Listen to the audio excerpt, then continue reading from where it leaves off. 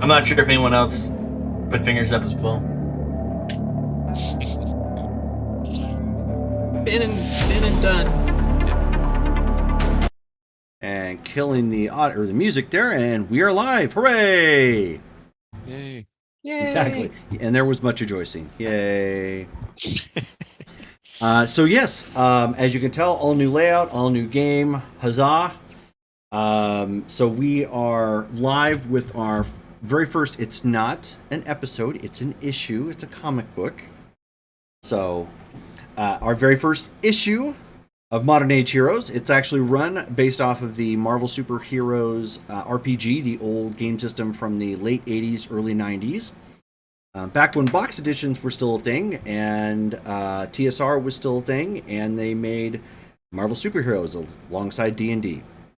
I know there's a story around that someplace. I can't remember. I think there was a YouTube video about it that explains why they made such a wild leap from one to the other, but I think it had some. I know it had something to do with money, but I don't remember the full details about it. But nonetheless, so a couple things that are different. This is a completely non-Marvel, non-DC, non-Image Comics universe. It's completely new, and it is set in the mid 1990s. So unlike most games taking place in modern or dark ages or whatever, this actually is just a little bit in the past. So there are some differences, obviously. This is not a typical universe in which superpowers are just turning out. They've actually been around for some time. They also around this time frame, because the world tends to mirror our own. The Soviet Union has just recently fallen and become the Russian Federation, like we know it today. The Cold War was, quote unquote, wink wink nudge nudge, brought to an end. But around this time frame became the rise of what are called deviants. For one reason or another, people who are born with superhuman powers or just differences in general that kind of rank up in this category because of some sort of gene that happens to be within their genome. Scientists are confused and mixed as to what exactly has caused this, and there's a wide range of rumors as to why. It has, however, raised racial tensions throughout the globe, and there is widely regarded as a completely unkept secret, but not quite talked about in the media, but a quiet arms race towards militarization of super beings of some kind. So while the denuclearization is happening around the world, and specific around Russia, they're not experiencing the same calm that much of the Western world was experiencing around that time frame, because of the many Soviet states that are now finding their own independence. You're now adding the mix of individuals who have superpowers and small nation states that are woefully enabled to deal with the problem. So this has brought about some changes in the world that are not like ours. But where our story picks up, we are currently in the city of Strongford.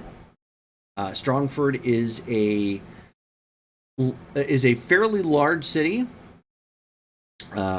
ranking within the top 10 of the largest cities within the United States. It has taken great pains to try and make itself a very attractive city to come to. Many of the downtown tends to be very clean. It's attracting a lot of new business, both from out of the country as well as out of state. It does have its seedier elements, however, which the public tends to not talk about and or try to sweep under the rug, which has come up as well. And that is currently where our opening scenes are taking place at. So Dale and Justin, both of you at some point in time in your background, received what appeared to be I don't want to say it's an anonymous letter, but it was a letter that kind of came out of the blue that you weren't expecting. And it gave explicit instructions to meet at a location here in Strongford, and it gave an address, as to where to meet and what time and the date specifically, and that if an agreement can be made, a lot of your unanswered questions can eventually be answered. The name, there is actually a name signed to it. Let me pull my notes back up here real quick. Here we are. The name is signed Meredith McCall. Now, any research into Meredith McCall is not super difficult. She was a public figure at one point in time. She worked for a well-respected, at the time, news establishment called ZNN. She was one of those reporter types that did a lot of hard-hitting press relations and interviews. It did a lot of political correspondence back when they weren't just people that sat behind a desk, but actually went out to the sites and did the reporting, and much like you see in comic books from that era, and actually in real life, like the Walter Cronkites, the back when they were respected media personalities as opposed to just mouthpieces behind a desk. And she was actually a very well respected media personality and news reporter up until about the early 80s, when she kind of retired from that life and eventually found her way into corporate America before quietly retiring. There's not a whole lot of information that that you might find publicly after that, but nothing like super nefarious. It is somebody that has been in the public eye. Understand. Does it give a specific time It does. and like location within Strongford? Yes. Where's it asking us to meet her at? Well, the location in question is actually a civic center that's in the process of being built. It is near downtown. So when you crack, because remember, you don't have cell phones. Still aren't they are a thing, but they're not quite a thing just yet. The internet is still AOL-ish. GPS is not a thing at this point. GPS is definitely not a thing. Yes, no OnStar, none of that good stuff as of yet. But when you crack open the map and/or happen to ask for directions, it's not terribly hard to find. There's a revitalization effort in downtown, and the Civic Center happens to be at the center of it. I do have one question: is Strongford a port city, or is it landlocked? It is landlocked. Okay. Just asking because of my character. Yeah, totally understandable. But it has its own international airport. It has it's known for college sports as well, so it's very well to do in that regard. All right. He'll take a taxi. Okay. So in San Antonio, we would just dial 222-2222. I'm not sure if Strongford has the same type of taxi service. Well, given the fact that Lyft and Uber are not a thing right now, I would imagine they have something similar. And for anyone in San Antonio before Uber was a thing, that was a legitimate telephone number for the most common taxi service that we had. Gotcha. Cool. Well, I mean, if nothing else, it was still very much like when you get off the plane, there were always cabs waiting, near the airport. That's why you had to have the specific license to be able to pick up and drop off at the airport. And everything I learned about that, I learned from the very bad B-movie DC Cab. Yes. Starring Mr. T and a very young Adam Baldwin. Oh, wow. So I'm assuming with good resources, it's not hard for me to get a taxi cab? No, not at all. You can afford that, no problem. All right. Yeah, he's just going to take a taxi there. Okay. If he can be a little bit early, he's going to be there a little bit early. Okay, I'm actually pulling up everybody's character sheet right now. Okay, but yeah, so after you've touched down and made whatever arrangements you needed to take a cab to get there, so this is more appropriate for Dale and Justin. So as you guys are making your way over there, your respective individual moments, like you get downtown, and I mean, it really is picturesque. Like they've taken great pains to make sure that the buildings have sort of a future forward aesthetic to it, with like the angles and the windowing, even the stone that's used for many of the buildings. Not that they match. City of the future. But yes, it kind of gives that impression, but not the 1950s, style. Hey, this is what the future is going to look like. Everything's swept back and whatnot. No, I mean, it really looks more like something you would find closer to modern age, late 2000s, early 2010s sort of vision for what they have going. Okay. They've taken great pains to make sure that there's a lot of trees and shrubberies and nice tended parks, interspersed here and there. The place does look very clean, at least around downtown primarily. I mean, imagine it could be different elsewhere, but your first impressions of the place is it's rather well kept. They clearly are spending their tax dollars on the city. Either that or they've got a bunch of people on the cheap that are, doing a lot of pickup. But as your cabs respectively drop you off, Justin, you were there first. The Civic Center is mostly done. It still has some like steel girders coming out where it looks like they're rounding off certain aesthetic designs, but the building itself, with its round kind of shape to it, is mostly there. I mean, it's got its doors. It looks like they're probably still getting ready to install like an electric billboard so they can advertise, events coming up. But the parking lot's completely done. It's not like, I mean, like I said, it is mostly finished. So it's not like they still have a bunch of construction equipment laying around. Although about a third of the existing parking lot is taken up with remaining equipment for whatever designs that they're finishing on. At this point, a stadium size Civic Center, or is it like a medium size? It's more medium sized. So it's more Okay. it's more for smaller concerts. Maybe hockey could probably slide in here since it doesn't, hockey doesn't take up quite as much room. Maybe basketball, but you definitely wouldn't expect like a pro team to go into something like this.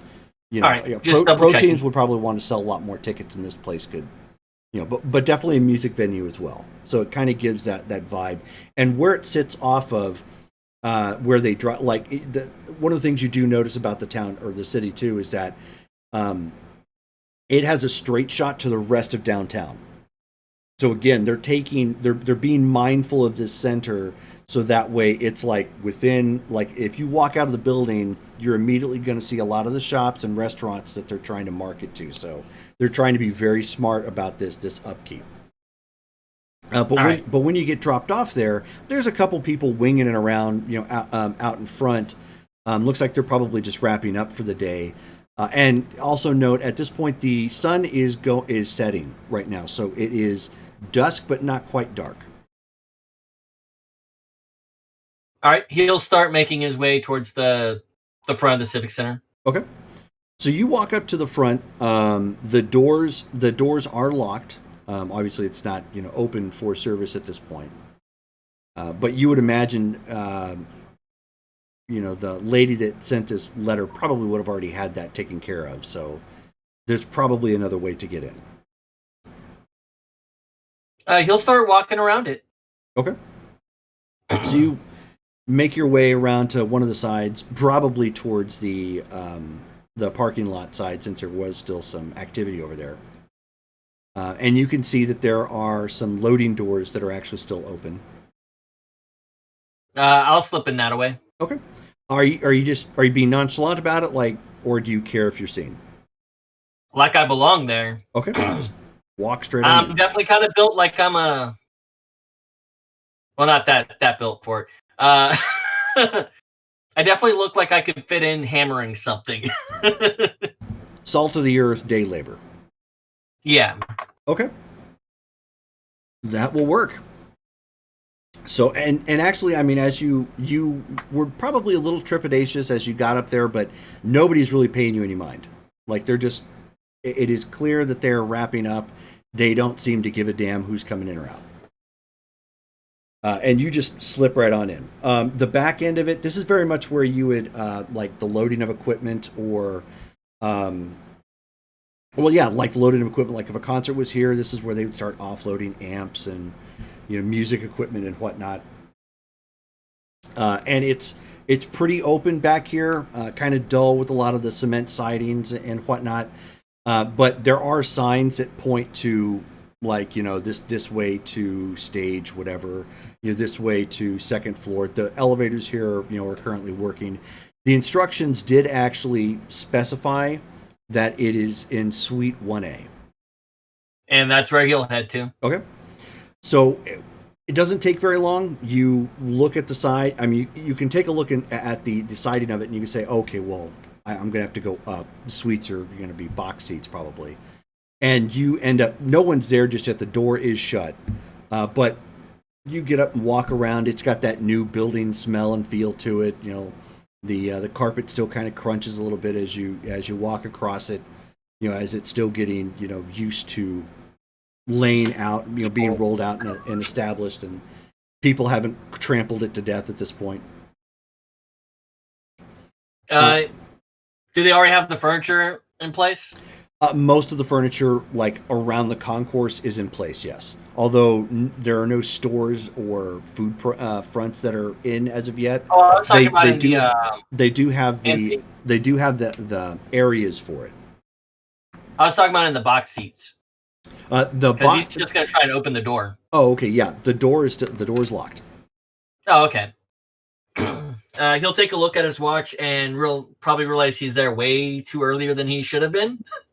Like every proper military person who arrives 30 minutes early just to get 2 minutes of instruction to go home. There you go. If you're early, you're on time. If you're on time, you're late. Yep. He'll go ahead and just lean up against the wall. Okay, man, just wait. Not a problem. Mm-hmm. So Dale, very similar. You get dropped off at the front of the, civic center.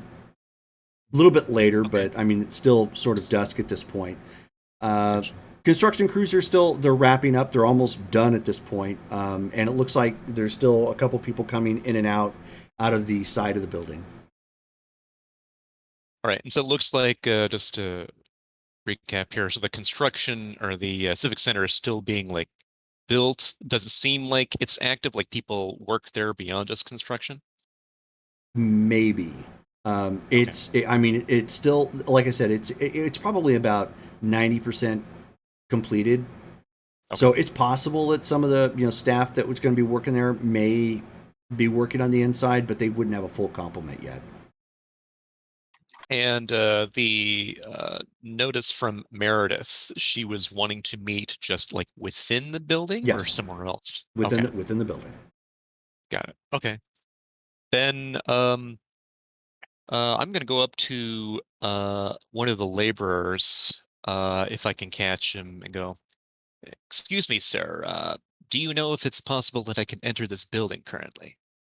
So he turns and looks at you, and he's currently chomping on chew or gum, something. He's got that puffed cheek a little bit, and so he's like, "Yeah, who are you?" Trying to inspect the building, sent here by the city.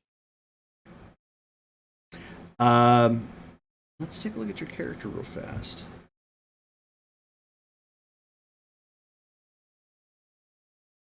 Okay, no talents, but you are good for reasoning. Why don't you give me a percentile roll as you just try to confidently explain why you're here. Right. First roll of the game. First roll of the game. Let's see. Not a good one. 3. Oh no. 3. All right. Yeah.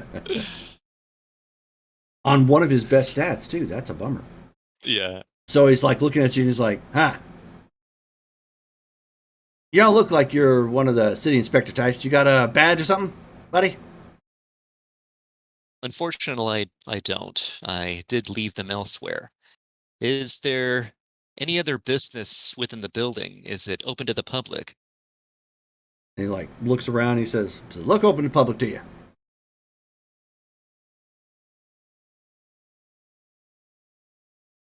No, it does not. Thank you. I turn and just Okay. start walking to the building. Okay. And you turn to start walking in the building? Yeah. He's just like, and you hear them like, get a load of this guy. Stiff one that one is. You end up rambling about to you. But they don't really make a move or do anything to, prevent you. So I head to the front, like the front doors. I'm just going to the front. Do they seem like they're locked, or can they just be opened? So you don't walk in through the service area, you go around to the front of the building? Yeah. Okay. Yeah, they're locked. Okay. Does it seem to be just like a typical key lock, or is it like an electronic one? No, it's a key lock. Okay. I see if I can just kind of nonchalantly grab and just twist it enough to break through the lock to then just open it, just controlling my strength so it's not Well, like you can't actually twist the lock. The lock is like, have you seen those well, I like guess they're push doors. Right. Oh, okay. Oh, they're just push doors. Okay. Instead of But they have a that, locking mechanism to it, but it's not like a doorknob. right. Okay, gotcha. All right. Then instead, since I see that, I will go around to the service entrance and see if it's any easier. Yeah, they have the door halfway closed at about the garage like door about halfway down. Mhm. But I mean, you could duck under and go in, no problem. Sure, I'll do that. Okay. So same thing on the inside. Although they got some running lights in here. It's not totally dark. And the elevator here off the side. There are some markers that say front center stage this way. Numbers for the rows and whatnot. They've got a lot of that already set up. And of course the note specifically said Suite 1A. Okay. Then I see if I can just follow the signs and whatnot towards 1A. Okay. So same thing. You're able to surmise that it's a box seat of some kind. So you go up to take the elevator up eventually, and there's actually nobody up here. So it's super quiet. And within you're making one turn or another, you're able to find out, okay, well, the numbers are ascending or descending or whatnot. You eventually make your way around, and there's a guy waiting out in front of Suite 1A. And conveniently enough, now that you guys are both here, Suite 1A and 1B are like right smack dab in the middle of the center, so they're like the best box seats. If you wanted to watch a concert, they're like that in essence front row of box seats. Yeah, cool. Okay. And you see another guy kind of just standing there, just waiting, leaning up against the wall. I go ahead and walk up to him. You want to Hello describe what you look like, Justin? He's about 6'1". Brown hair. And I actually do have a picture for this. I had work done for this, so let me go and pull it back up. So it's he has tan skin, short cropped hair, like military style haircut, which I no longer have. He's decently built. He has a swimmer's build, not a lifter's build. So he's white. He's wearing a very loose fitting t-shirt, or is it a cold city or a warm city? Strongton is a warm city. Yeah, so it At is a least right t-shirt. now. It's kind of loose fitting. And it's dark in color. And he's just wearing some common blue jeans.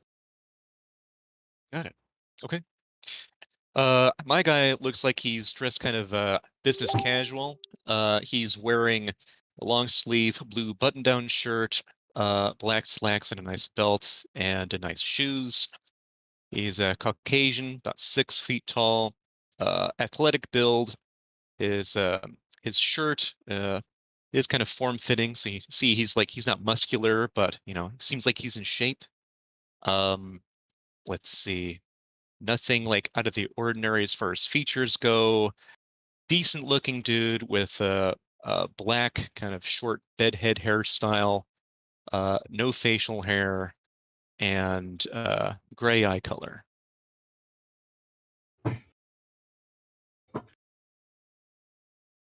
Nice. Hello there. Are you waiting for someone here in Suite 1A?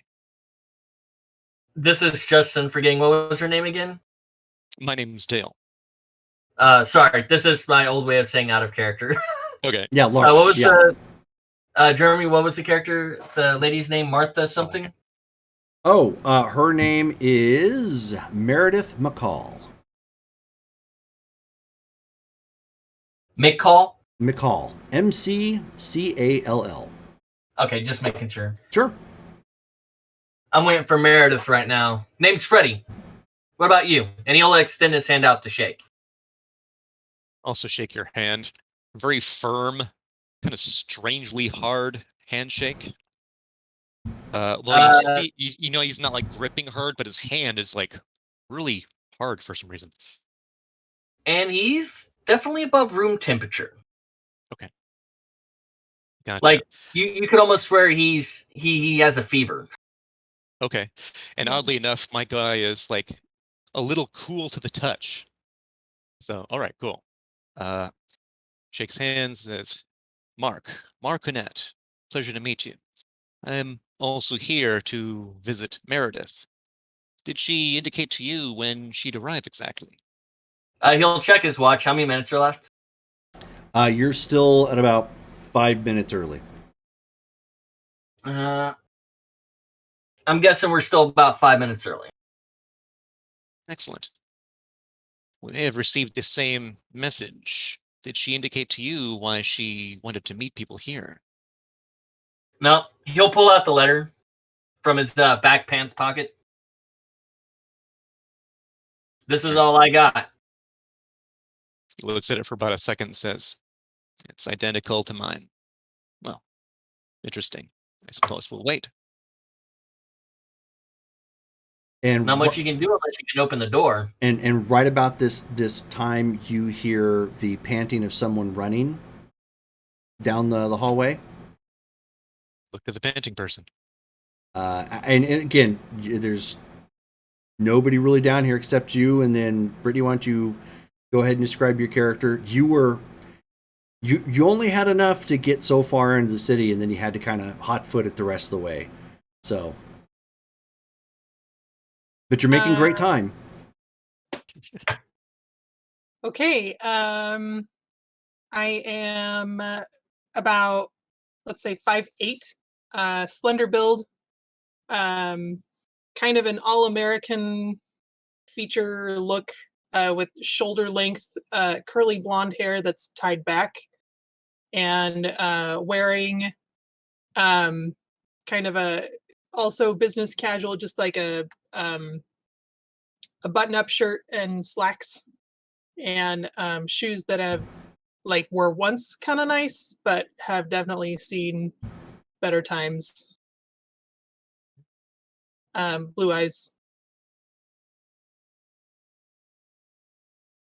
I think that's about it. Okay. And it looks like she's been running for a little bit, so she's a little flushed too. Looks like this is about to become a trio. Interesting. Hello there. Are you here for Meredith as well? I am. What is your name? You can call me Carmen. Carmen. I am Mark. Mark. Hello. Freddy Fingers. Freddy Fingers. Hello. Have you been waiting a long time? Have you seen Meredith yet? No, I got here a bit early. I've also just arrived. She's apparently supposed to arrive within the next few minutes.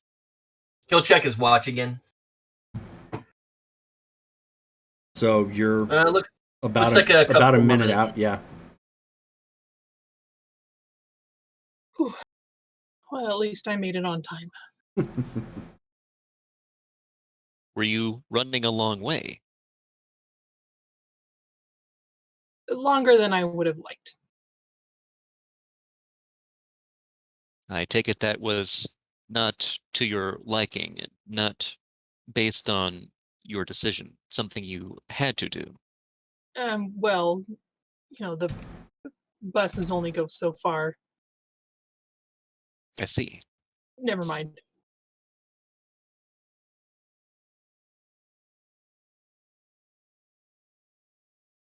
Looking around to see if there's any other movement with regard to Meredith being around. No, nothing as of yet. Okay. And then you end up hearing a latch sound,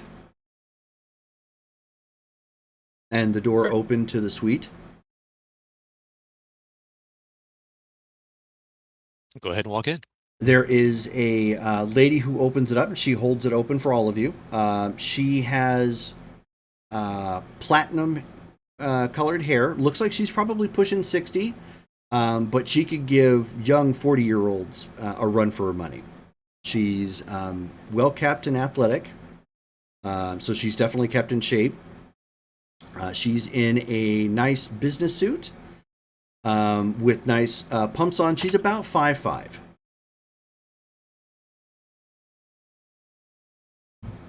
She says, I see that everyone was able to make it, and on time. Excellent. Are you Meredith McCall? I am. Pleasure So- to meet your acquaintance. I am Mark Onette. As I am aware. Would I all guess of you you know like to? Would all of you like to come inside? Oh, absolutely. So she holds the door open for all of you to come in.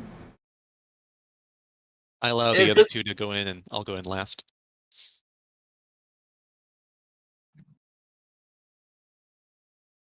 Okay, so then everybody meanders in with Mark coming in last.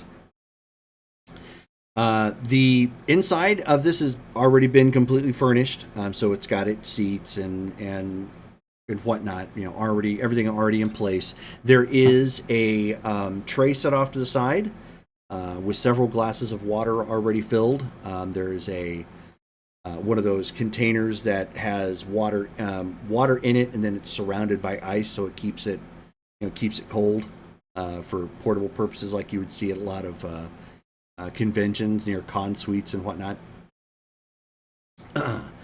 And there actually is there's a small bar there as well, but they have like little mini drinks in case anybody wants them.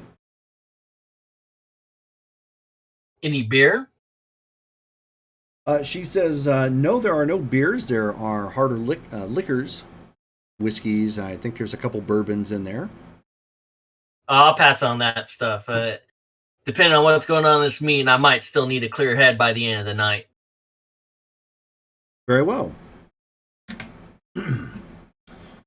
So I'm going to be the one to broach this subject. What's going on? She says, it's interesting that you should ask that. That, of course, is the nature of this meeting.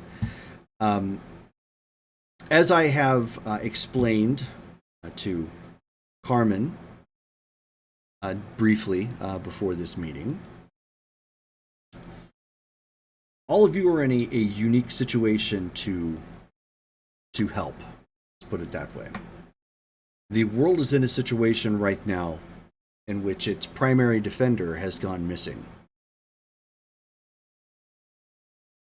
And whether all of you know this or not, each of you brings a unique set of skills to the table that can help alleviate that sort of loss. And Well, I know that some of your first words may be, well, so and so is still on the scene and this person is still active and available.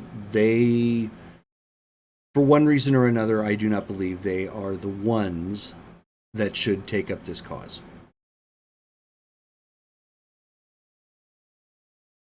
You believe there needs to be someone or a group of someone's other than law enforcement or military for defense? I do. 100%. My time in the media has actually all but assured me of such. I've seen quite a bit of of what this world has to offer, and the fact that the world's protector, Electrum, has been missing now for some time, is cause for alarm. Interesting. Why is it exactly you believe that the three of us would be able to replace someone such as Electrum? There may eventually be more. But as I said, all of you bring skills to the table that would be useful in that endeavor. All of you are, of course, raw and in its unprocessed state. I think that would be fair to state. And without delving too deeply, I do not offer any sort of monetary reward for this sort of thing. In many respects, you are being pressed into action, which is why you're being brought here. But I do not come empty-handed. Therefore, what is it you have to offer if not currency? Well, Mr. Onnet, let's take you in particular. Without going into too specific detail, I know that you have been looking for Dr. McCluskey for some time. That is correct. I can assist you with that. Intriguing. What is it you have to offer these two? Well, Very good question. hold on one second. My notes again. There we go. Sorry, I'm just trying. I've got a lot more active notes for this one, so I'm trying to pull this up. Frederick Layton, formerly of the U.S. military. As I understand it, you have a particular magical item that you know virtually nothing about. And I know you have some unanswered questions as to your military service. My military services, most of those questions are answered.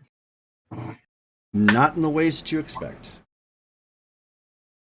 Well, it's the military. What do you expect from them? But yes, I'll leave that open-ended. If you do not wish to open that Pandora's box, that is entirely up to you. hold on one second.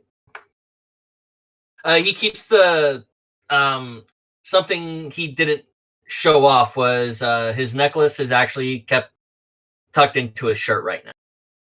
So at most they probably would have saw like a little bit of the neck chain or something. Like presumably a dog tag, knowing now that he's military. Yeah. There you Ex-military. go. Yeah. Yeah, that's what it is. Yeah, that's it. That's the ticket.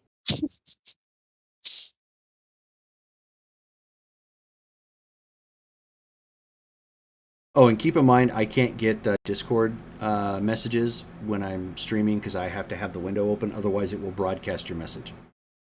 Okay. It will pop up on the screen. I did not even think about that. No, that's quite all right. So if you have any private messages you need to fire off to me, shoot it off to me in like Facebook. I can get it from there. I usually just have my phone sitting next to me. All right. All I said is that the pearl is on a necklace around his neck right now. Okay, no problem. And I have already assisted Miss Carmen a little bit with some missing information that she might have, enough to tantalize her to come here. Rest assured that the information that I have is not something that I will dangle over you in the form of blackmail or in any sort of pejoratory term. That's not the nature of my business.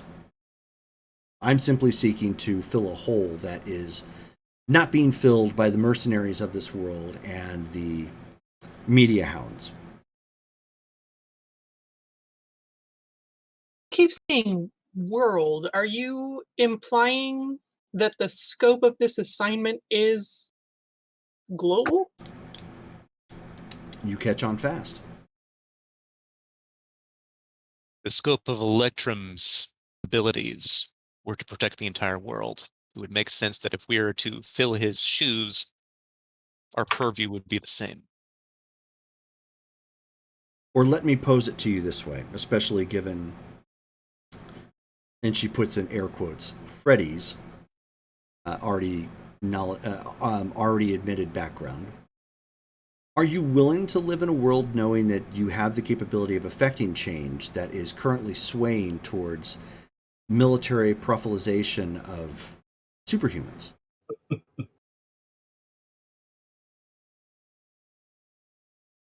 As we speak, the United Nations have already pressed together a superhuman group of their own. There are other rumors around the world that the former Soviet heads and Russian mafia are even dipping their fingers into it. Can you only imagine what remnants of the communist era would do with such information if it were to leak? And then there's the radicalization of the Balkan state of New Prussia. The world is not as it should be, and perhaps would have been a better place if Electrum was still here, but he no longer is. It seems there are multiple power vacuums that are now not in check with Electrum's absence. So you would like to reduce the aggression throughout the world. If possible. But there are also a lot of unanswered questions that I know the rest of you have. So I wish to kill two birds with one stone. Who's to say that whoever pulls the strings in this group is any better suited than the United Nations or any of the other governments? That's a fair question. Only Or time will tell. Or you presume us to use our own judgment? There is that as well. I mean, I will not presume to know that my will is that which should oversee it all. I'm not that type of individual. I just know that there will be many times coming, especially now that there is such a power vacuum in this world, that when it dawns on them that the world's protector is gone, they're going to start pushing those edges. There needs to be someone there who can push back. Who did Electrum take orders from? No one, to the best of my knowledge. Although he did serve quite a bit, quite the extensive war effort during World War I and World War II.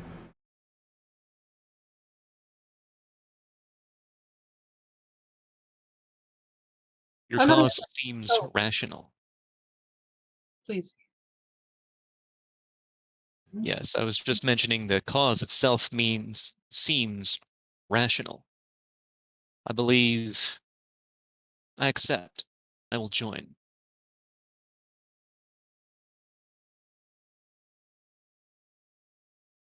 I know that you're aware of my particular situation. I assume that you're equally informed on the others. If we're to embark on a global mission of this nature, how are we to... What is the infrastructure for us to support that? I would imagine a big brain such as yours would have asked such a question. Let's just say right now we're in the preliminary stages, and I'm willing to show more cards on the table when I know what level of commitment we have. Is that fair? So we're starting small. We're starting small. Think globally, act locally. In a manner of speaking, yes. Very well. I've done a lot worse for a lot less. Yes, I know.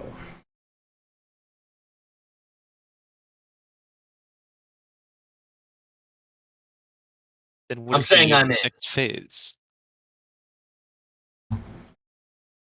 So she slides out a piece of paper. Individual, they're all essentially the same things, and it's a very typical non-disclosure agreement. It is legally binding at this point. You're going to be signing away, certain rights to talk about like what you see and so on and so forth. I go ahead and sign. There is also a rider in there that if regarding secret identities. So if for example you learn the secret identity of one of the other individuals, you cannot legally release that information as a way to protect the other members of this particular organization. Well, I mean, we already know each other's identities. This is just legally binding. It's to help protect you. Of course.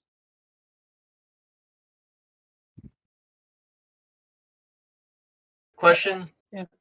Out of character? Yes. Didn't we reveal that my secret identity has already been publicly made aware? That you were military. Oh, okay. No, I'm talking like publicly. Because we were talking about that during character creation about if your identity's been made. Right. Well, I mean, the writer's still in there nonetheless. Okay. Yeah, he'll go ahead and sign. He signed the IT-10T, so this isn't much difference than that. That being said, have we heard of him? Maybe. Why don't you both give me a percentile roll? You'll need to roll high. 47. 17. Okay, 17 is definitely not high enough. And you rolled a what, Dale? 47. 47. That is probably good enough. Let me take a look.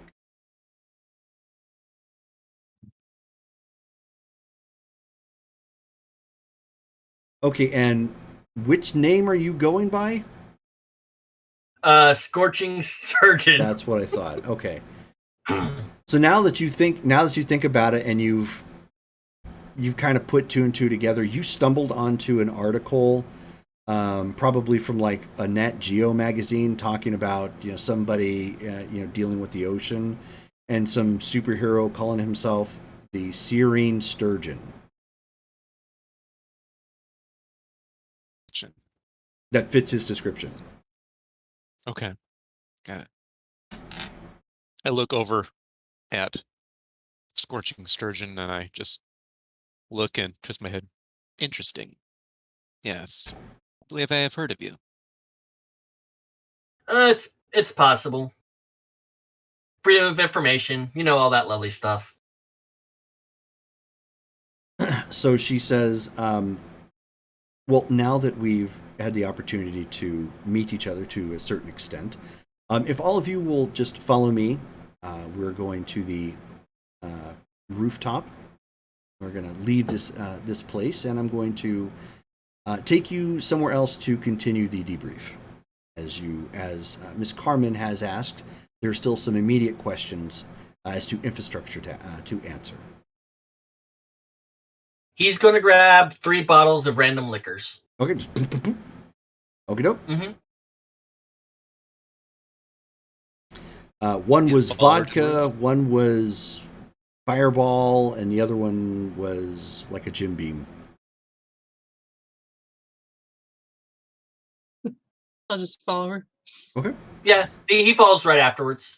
So she ends up walking you guys up to, walking towards like one of the it's like a scaffolding that leads essentially leads up to the roof, and you can hear the soft hum of what appears to be machinery. The closer you guys get to the rooftop, and as she throws open the latch, there's actually what appears to be some sort of VTOL vehicle with twin engines just kind of hovering right there in a gangplank stepladder, sort of like sitting down, and it's sitting relatively even with the top of the dome here. She says, "Lady and gentlemen, please step on board." Yeah, he'll get on. On, but with very interested attitude. Okay. Also get on. So she also steps on board and then sits in a co-pilot seat, and as the door to the inside sits up, she turns to the pilot and she says, "Well, take us back to base." She says, and he's like, "Yes, ma'am." Throttles the stick and the engines. The vehicle starts leaning forward as the engines kind of rotate up, and it accelerates away from the. I got a gnat. Doggone it.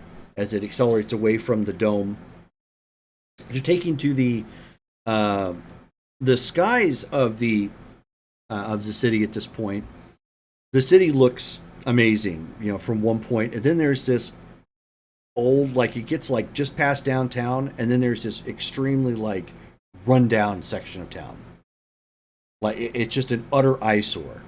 And you can tell that some of the buildings, now that you're above it, the way some of the buildings have been designed, like if you're on the ground level, you won't see it. You'll only actually see it unless you get too close to this section of town or you happen to be in the sky. It's very old looking, not very well maintained. Buildings on this side are very run down. There's, in fact, what appears to be an old fairgrounds that is in complete disuse. You can see the tagging and just refuse and whatnot from here.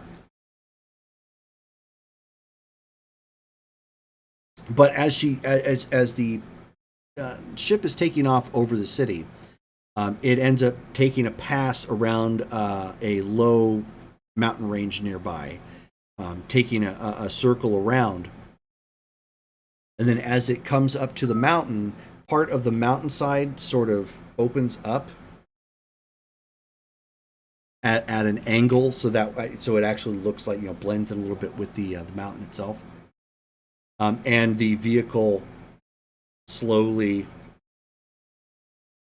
comes to a stop, basically in this hangar that's inside the mountain. As we go in, and like as the mountain closes behind us, I just mentioned impressive architecture. This could have cost in the hundreds of millions of dollars to produce. I would imagine it did.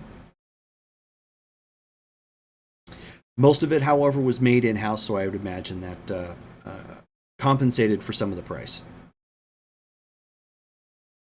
Impressive. And she leads the rest of you to what essentially amounts to a freight elevator. That's really all that's up here, is just a hangar bay with this particular craft, and then there's like bay doors open up, and then there's a lift that essentially goes down. And as you load onto the lift and continue going down, it must go down several stories, like deeper, into the mountain itself. And when it eventually comes to a stop on the inside, and I hate to use this analogy because I don't want to, lessen it to an extent, but think the Batcave in a way. So it's like, nobody went and like reconceptualized the inside of it. They didn't like build some super fortress sort of thing. They reused natural geography that was down here, you know, of a cave network, and just kind of repurposed it all. One of the things that you do note down here, obviously there are catwalks and whatnot that lead across, and there are solid metal floors at certain points, so that way it's not so that you're like falling through or anything. But there's a bay of computers at one side with a couple of chairs. There's a table with several chairs, adjacent to it. There is there's a door that leads to a room that's unmarked, but the door itself has like a little window in it, so you can actually see it. And it looks like there's just another room on the inside. Along the walls down here is interesting. There's an ore down here that has a mix of what appears to be silver and gold, almost kind of interlaced a little bit. With things that I have learned looking through encyclopedias and whatnot, do I recognize that mineral by sight? Well, you don't have the talent for it, but you have the natural raw reasoning, so it's entirely possible. So go ahead and give a roll.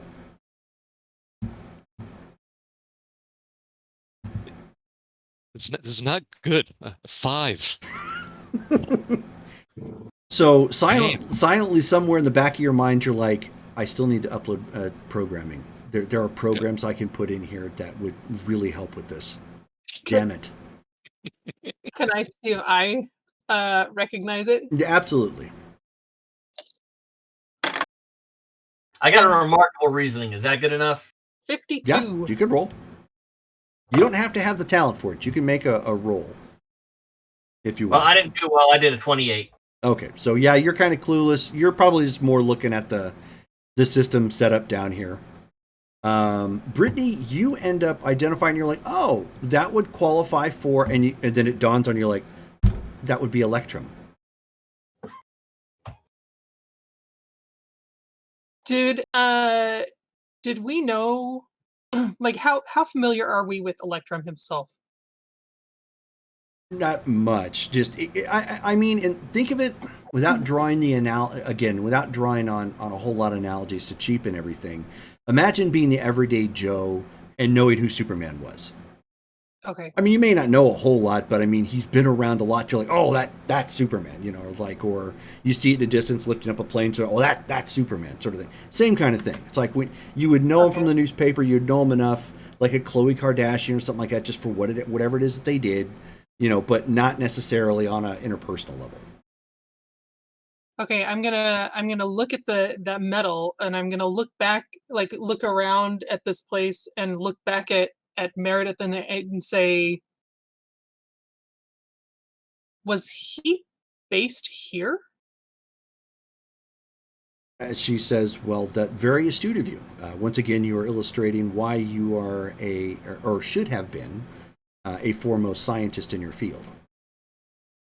But yes, that is what is commonly called Electrum, a mix of gold and silver. Welcome to the vein. The vein. He does this number here. Heart of the mountain. Also, vein of ore. Very, very clever. Very clever. She says, are you rolling your eyes at your nom de guerre or the name of the haven? That name is just on point. That's all. Perhaps no more on point than a flaming fish, sir. It's the reason I didn't say anything.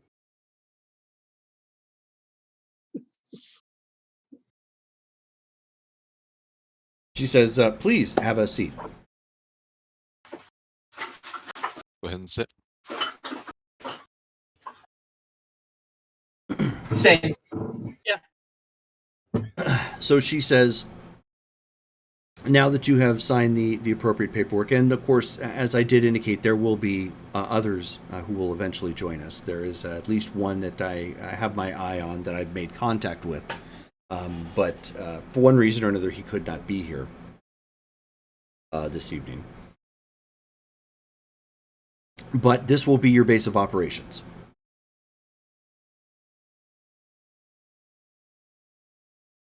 You will be given access to this particular location and will be able to use the databanks, the laboratory, as well as any resources that are found here. You may use however you see fit.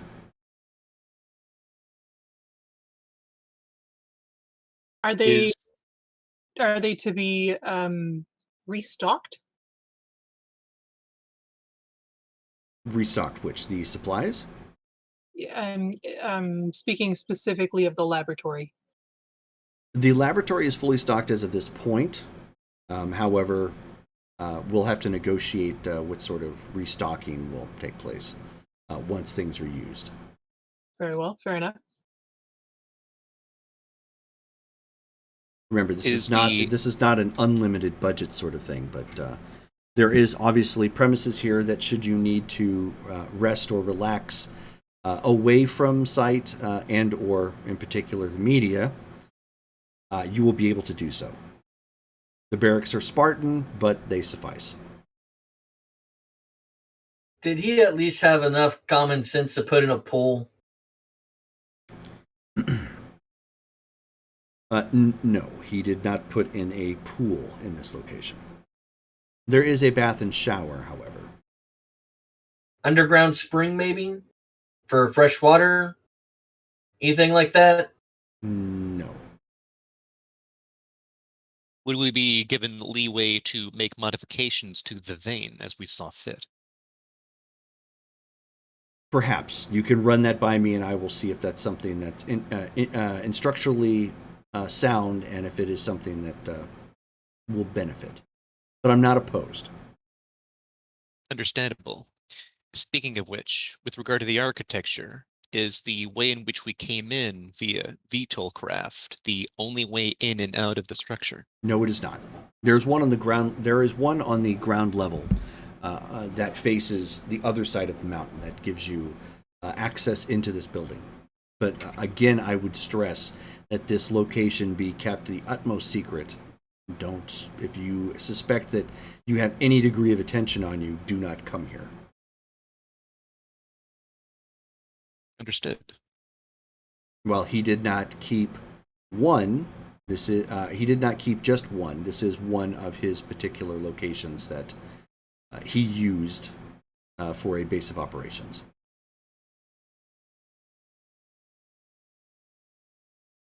Makes sense, of course, with the global nature of his work. Very interesting. Mr. Fingers, does You can call me Freddy. Freddie, I'm not familiar with you, but I get the idea that you are a water-based ability. Yes. Are you at a detriment without a pool or access to a pool? Oh no, I just like to swim. It's good for the body, keeps your strength, especially your core. Of course. Really good to go.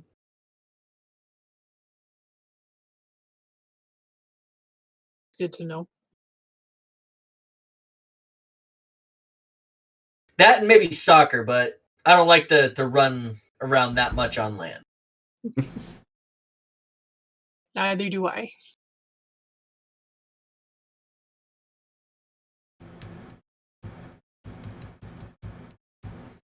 How does this facility receive power? It has its own generator. It is not Will hooked it up need to to the be city grid. refueled? No, it will not be. At least Excellent. not anytime soon, as far as I'm aware. So I our imagine connecting it to a city grid would make it a bit obvious where with how much power a place like this would draw. That is correct. So are we expected to relocate on a semi-permanent basis to this location? It would probably be wise if you relocated to Strongford, at least for now.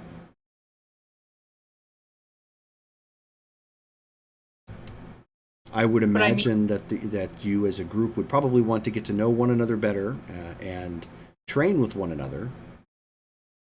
And that would be rather difficult from the other places of the world that you all find yourselves in.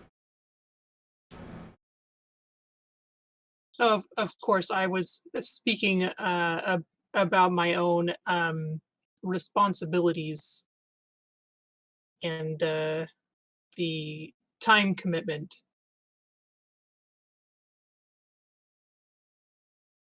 So then I don't think I quite understand, Miss Carmen. Could you explain what it is that you're referring to? Is this a 24/7 expectation? I see. Well, What do are crooks take a day off? of course not. I So do then understand. I do understand that this may inconvenience certain social aspects that some of you have become accustomed to. But then again, with great power comes great responsibility. The world needs defenders. It lost one. I'm willing to join.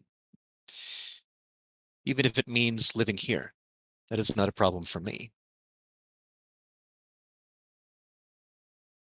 I'm only an Oshi, and I only help fishing companies avoid overfishing spots. That's an obligation that isn't very time consuming. Pays well, gets me through the year, but at some point I will have to go back and do that every now and then. Of course, I'm certain that there will be various facets to your lives that you will wish to tend to, and I would imagine that being intertwined with one another, that would probably make that easier as opposed to more difficult. we shall see. All right. So where do we begin? He will pull out the 3 bottles of liquor. He'll keep the fireball for himself.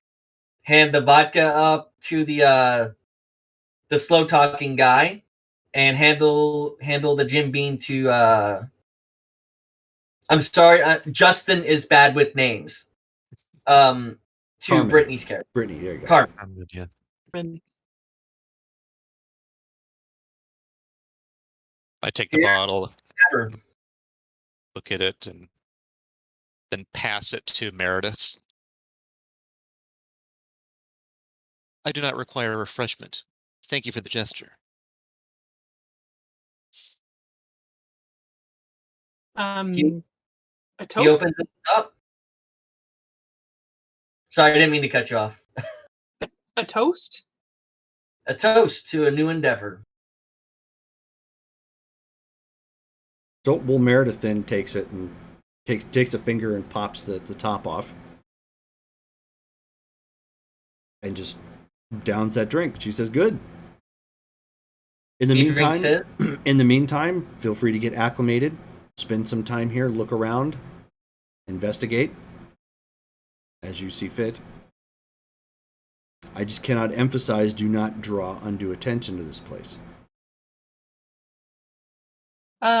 I could probably help with not that he hasn't done an excellent job thus far, but I could probably help with the camouflage if you like. I'm sure you can, Miss Carmen.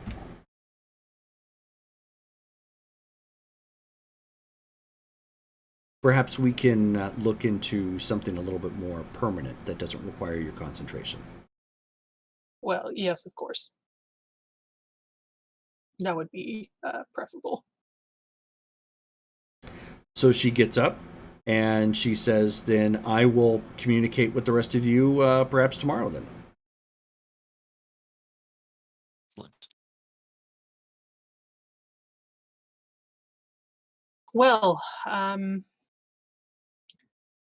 in that case, shall we take a tour or do introductions? I'm all down for introductions, and he will actually pull off his shirt at that. Okay. I know he's you guys getting comfy. But he has what looks like gill slits along his ribs. And the best way I've figured out how to describe them is blowholes along his shoulders. 3 on each side. They are currently sealed super tight. So, me and my siblings, I'm a part of a triplet. We got drafted in to do some military service, and they decided that they were going to experiment. Underwater stuff. I do a lot of underwater stuff. And now you can actually see a rather decent sized pearl on a necklace around his chest, resting on his chest right now. On a mission, I found this neat little pearl here, and it is augmented what the Navy had already done. Some of the stuff I think I can just do innately because maybe me and my siblings, we developed it on our own, but I can use telepathic communication. And he'll hover for a moment with his rocket, his heat rocket power, just to demonstrate it. And I can do a few other things. I've been known to drop a city square into a deep slumber. At least till I walked out of there. Sounds very useful. And his rocket is like it's an aura that encases him and makes it actually makes like a rocket noise and a blasting thrust motion. So it's not like a levitation sort of thing. It's like Okay. Gotcha. Can you do that underwater as well? I've never tried, but I swim faster than I can use the rocket kind of flight thing that I do.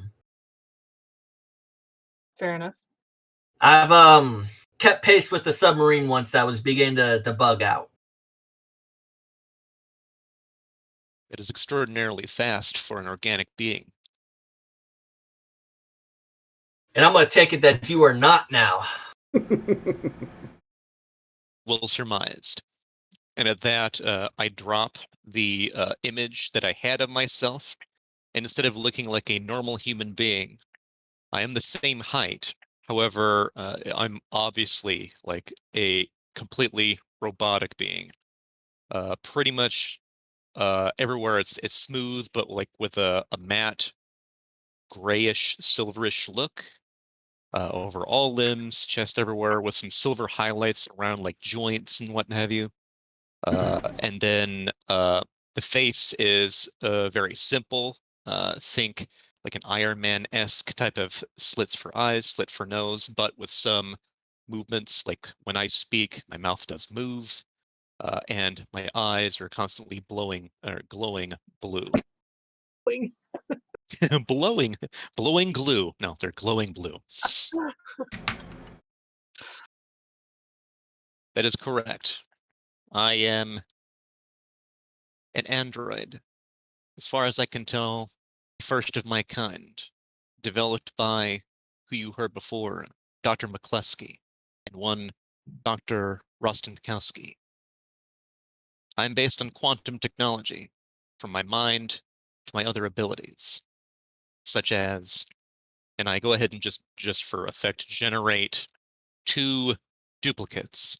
And when you see close to each of you, I just have one of them appear next to Carmen, one appear next to Freddy, and you hear for about a second like a white noise type of sound, and if you look in the direction where you see it, you see particles such that they're like floating around in the air, and they rapidly manifest into what looks like me in my current robotic form.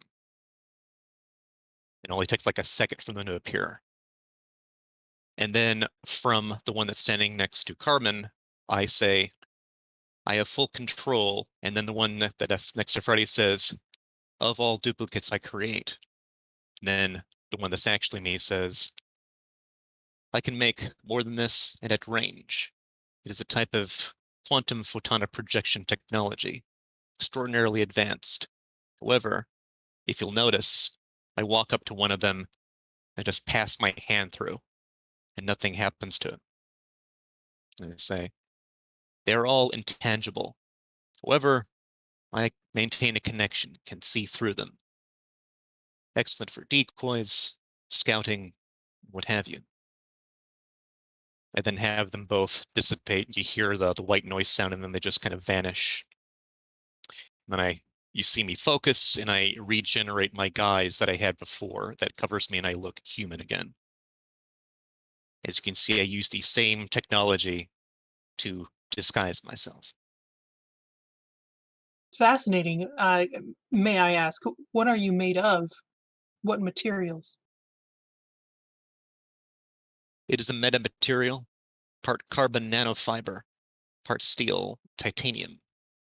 A difficult combination to maintain, but through my quantum matrix I have running throughout my mainframe, it allows all of it to stay stable.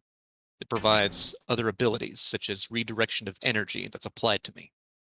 I am still attempting to upgrade myself, but it takes time. Fascinating. You might be in the right place with what's running through these walls. Indeed. And then with the never mind, I'm just gonna drop it.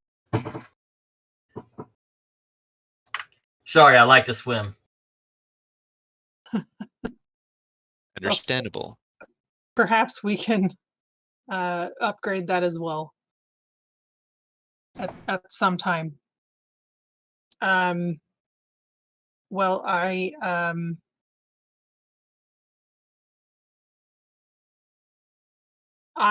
was born with my abilities, although they did not manifest until young adulthood. I'm trained in several scientific fields.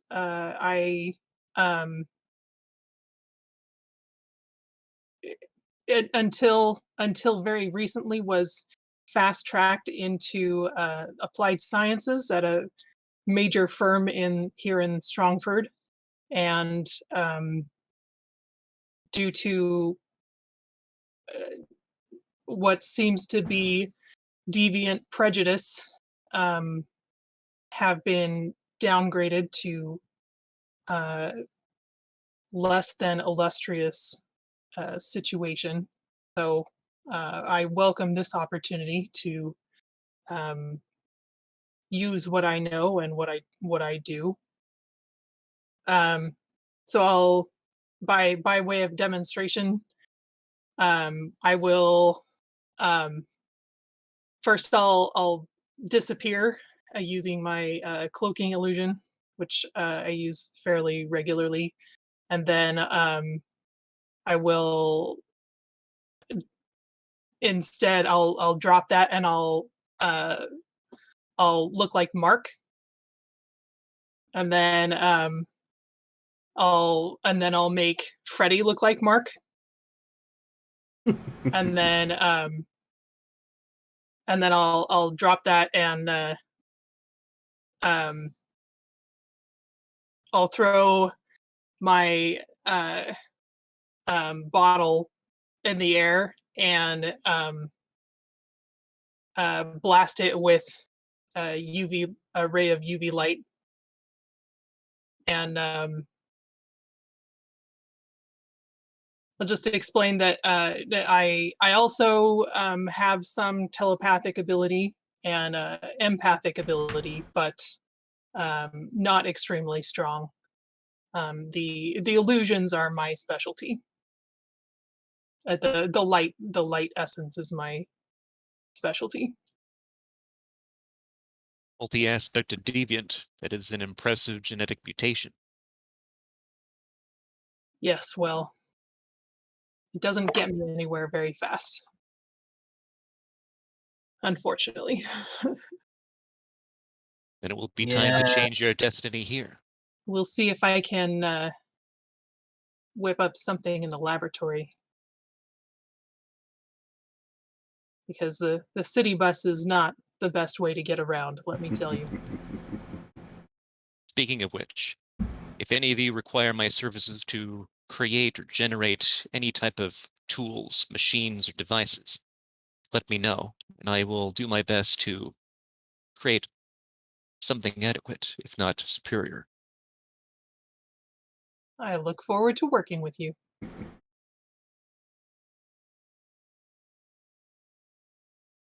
Interesting.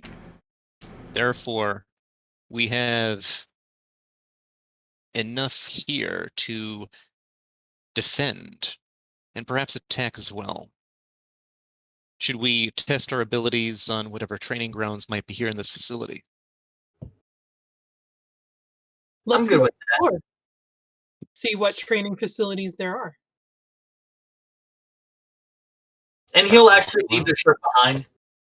So something he didn't do is actually demonstrate the heat ability, but he figured everyone was already feeling kind of the latent heat emission he does.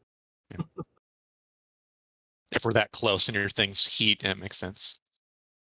Well, I imagine I have more control over it, but he just kind of he's sitting there at like just above room temperature at all times. That way, if he needs to jump into like a pool of water to do his fishy stuff, he doesn't need to take off his shirt or his parka, and because all that stuff is going to restrict his underwater breathing.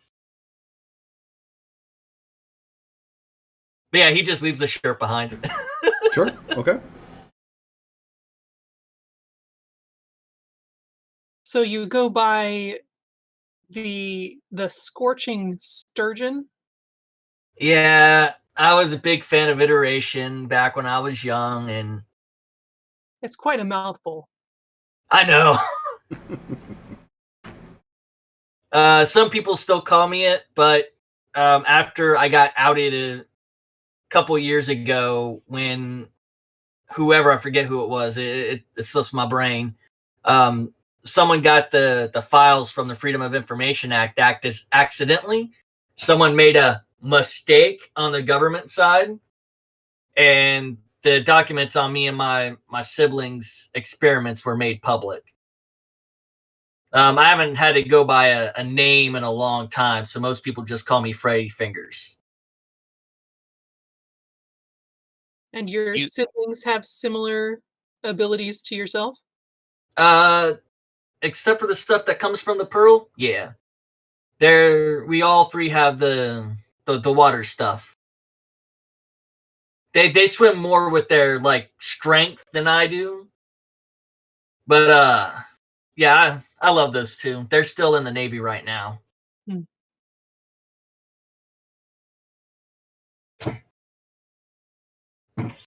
So you get But of up course, and it means I never got my own birthday.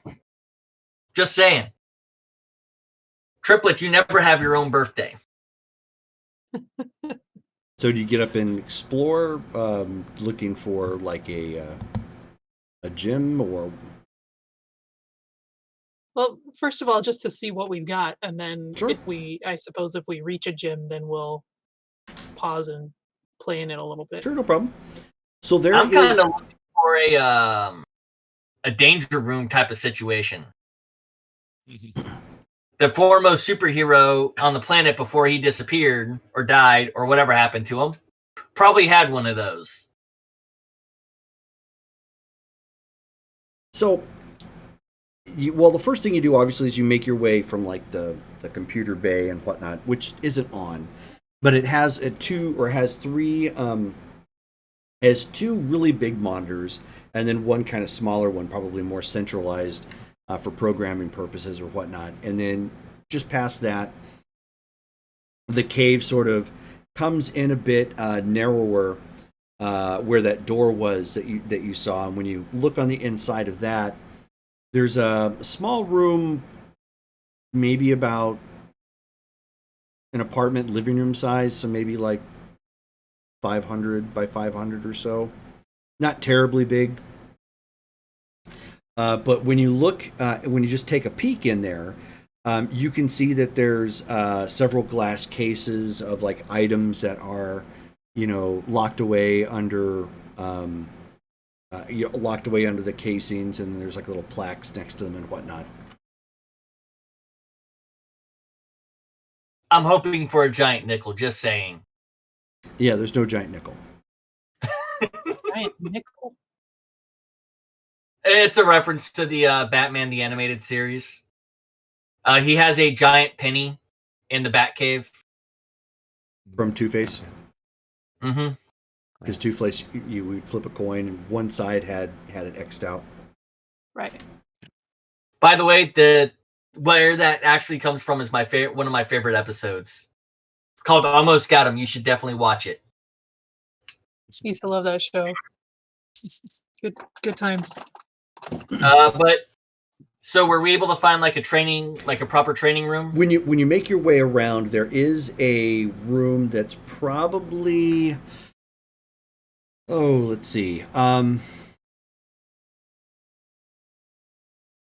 probably the size of like 3 racquetball courts put together side by side. Mm-hmm. And it is, I mean, it's completely bland on the inside. There doesn't appear to be anything. It's just a giant empty room. When you actually open the door and go inside, you look up, and it looks like there's probably another way back the way you came. Go up like one more floor to where you can sit and monitor the room and set up controls. I go over to the controls and see what we're capable of with the room. Okay. He'll go to the middle of the room to see what's going to happen. Oh, all right. Where are you going, Brittany? Are you going inside as well, or are you going up with Dale? Yeah, I'll go upstairs to the controls. Okay. I want to see how it so works. it's not, finding the doorway is not hard, or the doorway to go up. It's literally right around the corner from where that trophy room was. We open up the sliding door and just take the stairs up to the next level. And it's just a little control room. It's got one chair in here. It has a control base sitting in front of it. There's a set of controls divided specifically into panels. One says stage 1, one says stage 2, one says stage 3. And they have some various like dials and toggles that are on there. There's not a whole lot that explains what's there, but there's plenty of controls. But there is clearly marked like on and then there is a button specifically marked for safety procedure. Let's do that one first. Wait, the safety, it's probably like a fail-safe kind of thing. I think Maybe she's asking, correct. is it like a fail safe to turn off like at the gas nozzle? Like at a gas station? Like an emergency stop. Jerome? Well, I guess we'll have to try it and find out. So who's doing what? I call down to Freddy. I'm going to try to activate whatever protocols this has. Are you ready? Bring it on! I go with where it said like phase 1, and I start tinkering with those controls. Okay, so nothing happens. All right. Phase 2. I mean, you. Is there an on Okay, so button? you move over to start fiddling with phase 2, and you realize the power's not on. I'll hit the Okay. power button. So you hit the actual power button, and you hear a hum, and then you see a gauge off to the side. It starts off, at red, and then starts slowly getting up through yellow, and then it gets to green. All right, now try it. Phase 1. Okay. So phase 1 goes. It takes a little bit of the dial back from the available energy. It looks like that's drawing from.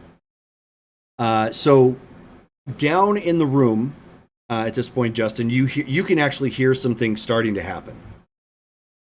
And basically, some devices starting to lock in place. Although you don't see anything, you can hear some things starting to lock in place and setting itself up.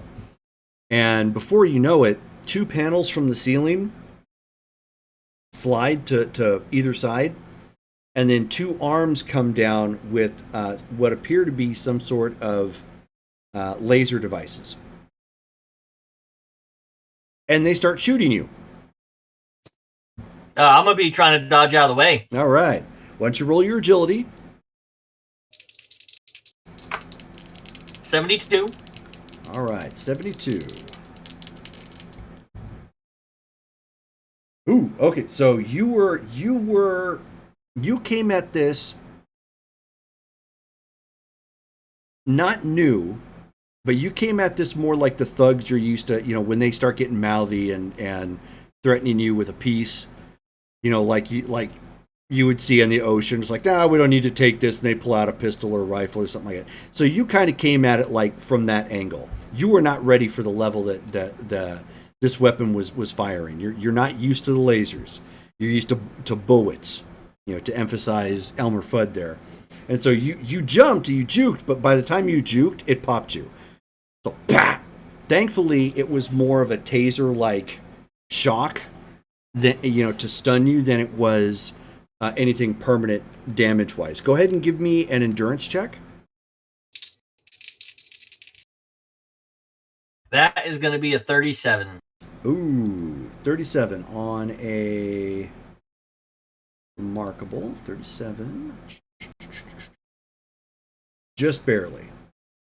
Okay, so you're a little frazzled with that one. That caught you. You're not down, but that packed a bit of a stun punch. I'm gonna hit the emergency button just to see what happens. Oh, you hit it. You end up hearing an alarm go off in the room. Some lights start flashing red, and the 2 arms retract back up. And I take it the alarms stop after the arms go back? Mm-hmm. He shakes it off. Is there a scorch mark on him? No. No, I'll call down. it is a little red from getting zapped, but there's no like scorch mark or anything. Nothing permanent. Freddy, you okay? Fantastic. Let's do it again. Are you sure? Yep. He'll actually start holding out his hands, waiting for the lasers to pop down this time. Okay. So he's got himself in a ready, set, go stance at this point. A little bit more aware of what's going on. Initiating phase 1. Okay. Start it up again. Start up. So power drops down a little bit. This time, the panels, 2 different panels open up. 2 other beams drop down. Ba-da-ba-da. Go ahead and roll. Nope, now I'm going to fail this one. 35. Oh, okay. So, boom, boom. You get hit with 2 of them this time. Now you need to make a stun check on your endurance. You're going to be down 2 column shifts because of the stunning impact. So you need to make it at basically at a 10 at this time. So go ahead and roll. So I go back to so I got a 25 off of the roll. Woo! All right. So he was clearly ready. What he wasn't ready for were 2 different arms coming down to shoot. And by the time he had that oh shit look on his face, he was trying to do it, and then they both popped him at the same time, and he does one of those paralyzed like stopping motions and hits the ground. He's like completely stunned, and the simulation pauses, and like the arms stay there a second, and when they don't detect any sort of movement, it resets and goes back up to the top by itself. Ready? He gets back up. You're speaking with a bit of a stutter. Up from the same place again. The heat normally messes up targeting systems. These are obviously more advanced and made to make sure that you aren't aware of what will happen with each phase, even if it's the same. Impressive. Are you injured? He'll stand back up again. He's a little jumpy, and when he speaks, he stutters, a little bit. Not to the point where it's incoherent, but it's like, no, I'm fine, sort of thing, Can I roll for emergency medicine? Sure. I mean, he's a little red, like he got slapped kind of hard, but 37. You're pretty certain that, like, if he keeps getting peppered with stun weapons, he's going to have, like, a nasty migraine. But he's probably not going to suffer any long-term harm. Okay. All right. Then I'll permit him to continue testing himself. Okay. Let's go one more time. And if I fail it this time, I'll do something. I'll run around the building for a little while. Perhaps you should engage phase 1. Looking at Carmen. All right. Are you going to man the controls? I wonder if I should join Freddy. We will be fighting side by side after all.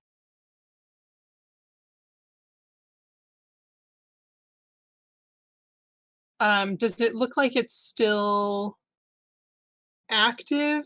Like if all three of us are in there, would it just turn on, or? No, it wouldn't turn. Somebody has to be at the controls. Somebody. Okay, so somebody has to be at the controls. Do you want to try it, or should I try it? I will leave it up to you. What would you prefer to do? I'll go try. I will man the controls. So I'll go down to the floor. Okay. So the door opens up, and Carmen's down there with you. All right, just to give you a heads up, Carmen, it's going to get a little warm in here. Now I'm actually going to be like fully engaging the power and projecting it around us. And it is literally to affect the targeting system to see if this is a more traditional targeting system or if it's better programmed. Okay, sure. Why don't you go ahead and give me a power check for your... you're doing heat emission.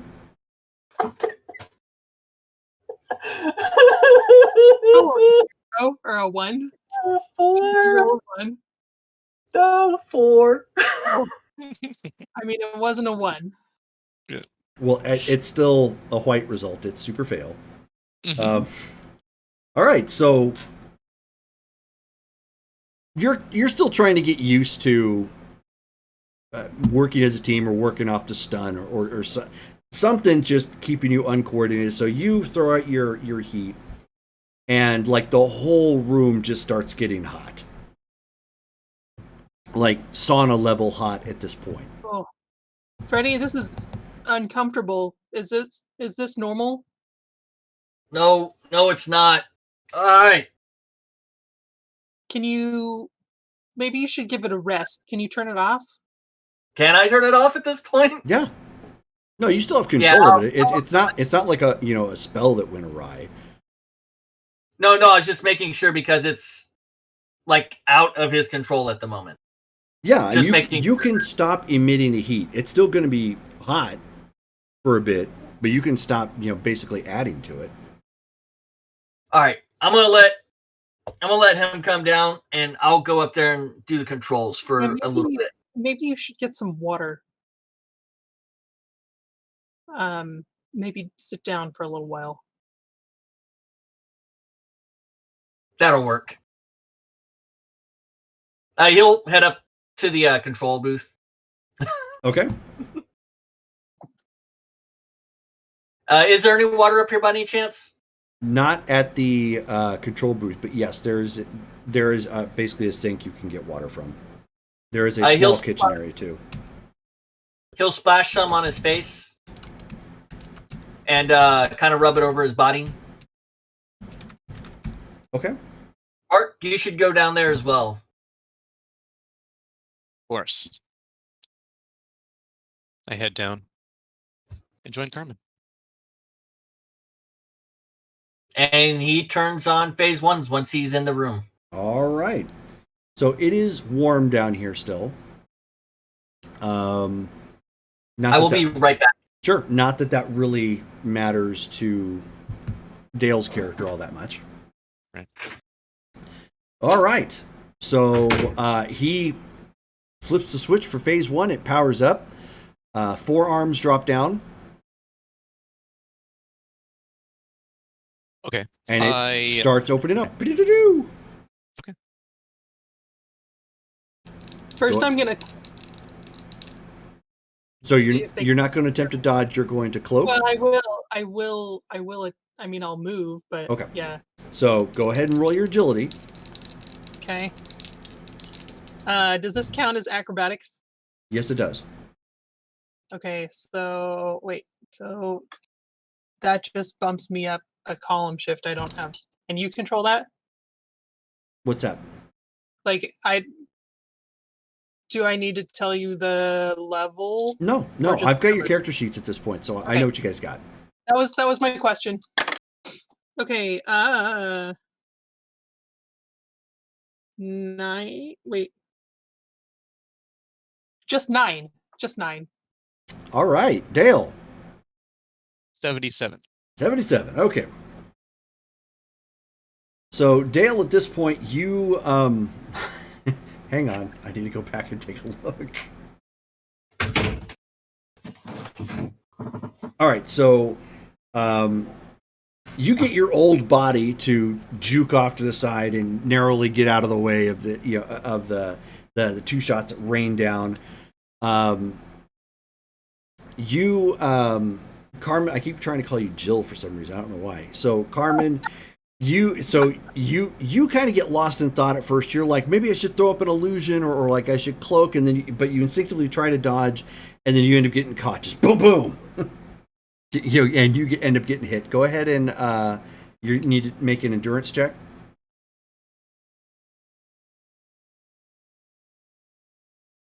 I got an 80 and a 0. Is that just 80? That's 80. Okay. 80. Okay, so that is good. So you end up getting popped twice with the beams, but you're still standing. Now you know what Freddy felt like. These sting. I mean, they may be laser beams, but basically it does feel like somebody just came like behind you, open palmed, and just really gave you a nice slap on the back. Just not comfortable at all. But yeah, ow. You're probably not going to die from it, but you're definitely going to get a headache if you keep taking these. So Okay.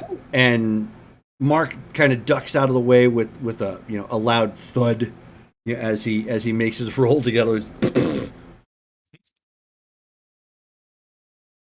And since you two were still standing, they line back up. At this point, like one of the ones that was on Brittany and one of the ones that was on Dale, like they switch up and refocus to fire. Okay, now I'm gonna cloak while I'm moving and see if they. Go ahead and you still need to give me your agility check, but we'll also roll for your power too to see if you when you. 17. Where were all those good rolls?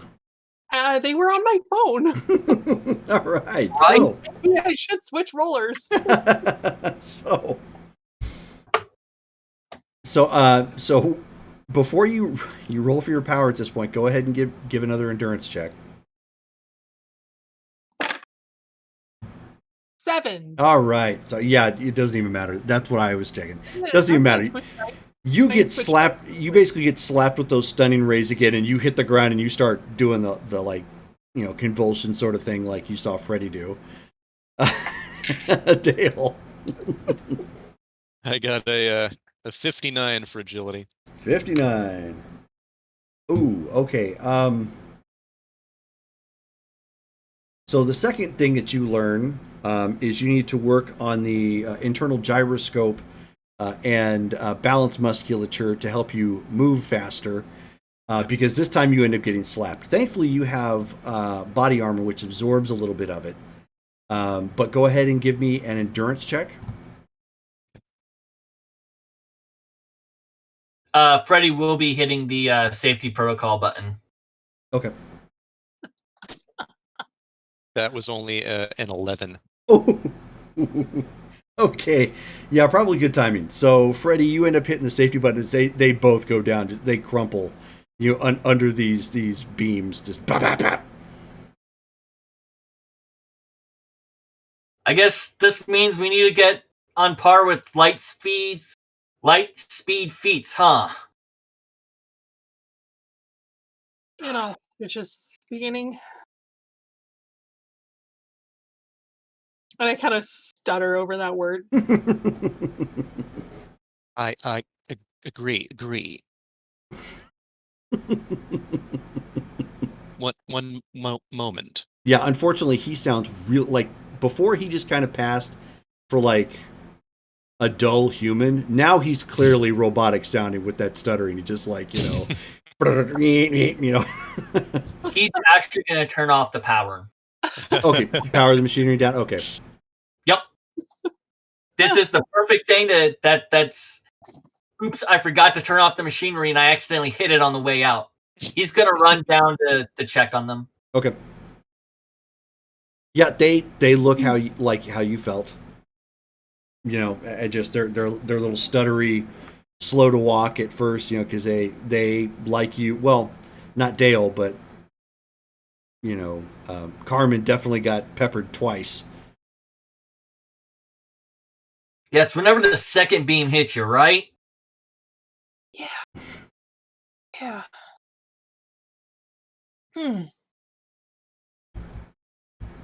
Okay.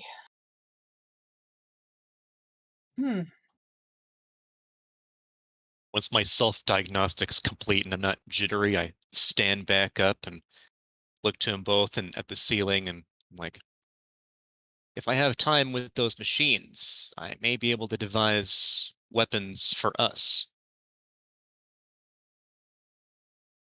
I was thinking some sort of armor would be really useful. That could also be possible. It may be advantageous for us to check on all of the items within the trophy room. If Electrum isn't needing them, perhaps they contain some materials or technology that could help us. All right. Let's take a look at his collection.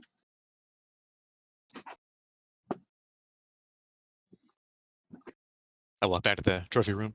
Sure. So you guys go back to the trophy room at this point. Freddy's going to stay back for 1 second. Is his head a little bit calmer? What's that? Is his head better now? Yeah. He's going to grab onto the pearl. It's still on him as for his power source. Uh-huh. But he's going to actually grab onto it and try to flex his heat emission again. Okay. Now that he's calm and cool-headed to see if he can control it like he normally does. Sure, go ahead.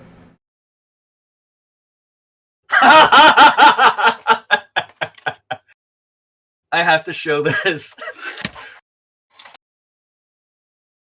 Outside of combat, that's a 99. Okay. So now that you've had a chance to focus a little bit, yeah, you raise the level of the temperature again and get it to pulsate and whatnot. Yeah, you've got mastery.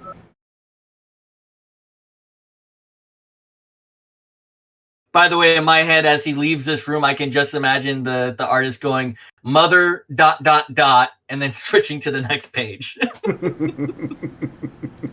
Sorry, can't help myself. Nice.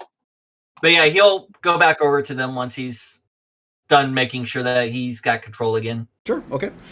In the trophy room, again, it's not super big. There were five. There's a total of 5 glass cases. One of which looks like it's broken. It's marked a blaster from the Dexamite Empire.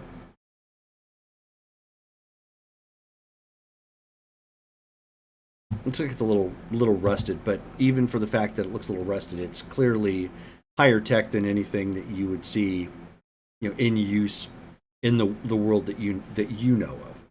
You said the blaster is broken, or the glass is broken? The blaster. The blaster.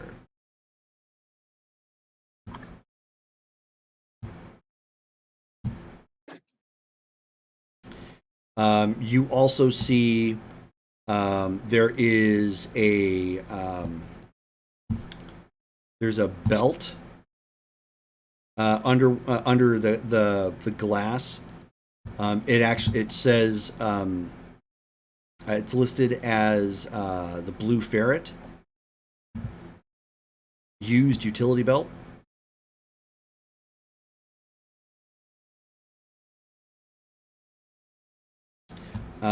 You see to us? What's that? Do these names mean anything to us? You could definitely make rolls if you want. They would be intuition checks.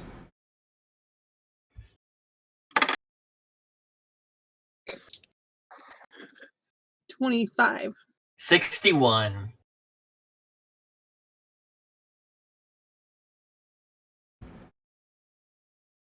You're muted, Dale.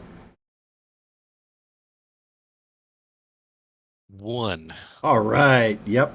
There, you have exposed another loophole in your processors. That's more software you should probably upload. Like, maybe Encyclopedia Britannica. Yeah. Yeah. So the only one version. Yeah, the updated version, exactly. So the only one who's managed to pick up on it is Justin. Justin, the Blue Ferret is a vigilante. So kind of a anti-hero. Huh. I wonder if Electrum took down the Blue Ferret. The guy was an anti-hero, apparently. Like, Blue Ferret's a female. Or her, then, whatever. Yeah. She was one of those ladies who like to run around and beat people up in the dark and think they're doing the right thing at all times. I investigated them, so they must be right. There are a number of those. You end up seeing a pair of goggles, and it's marked Disaster Girl.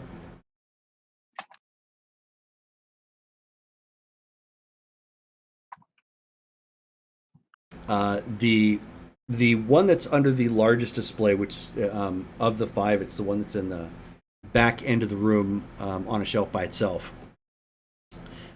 Is actually, it looks like it's 2 rifles, older school. Looks like they're probably World War II-ish looking, as well as what appears to be the remains of a gauntlet. The plaque on it says it came from. Hold on a second. Damn it! I just saw that note. Where did it go?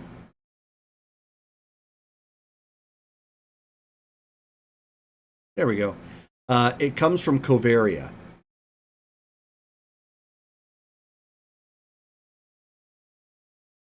And the gauntlet, the tagline on it, it says it came from Baron Damocles.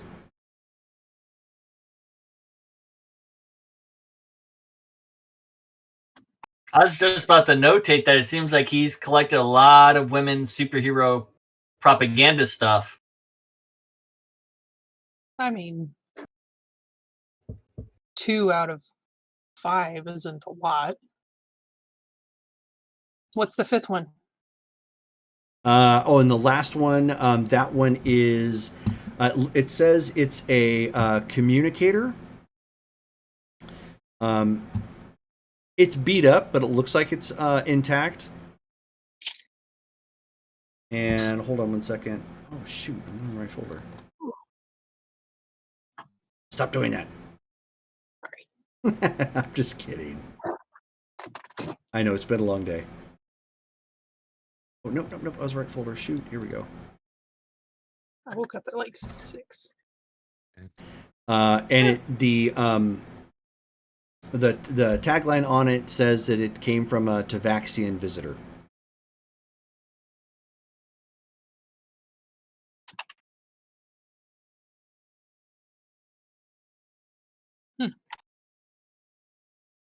Does Tavaxian mean anything to us? Not even Dexamite. Okay. Interesting. I've neither heard of the Dexamite Empire nor Tavaxian. Have either of you? Out of character, Intuition?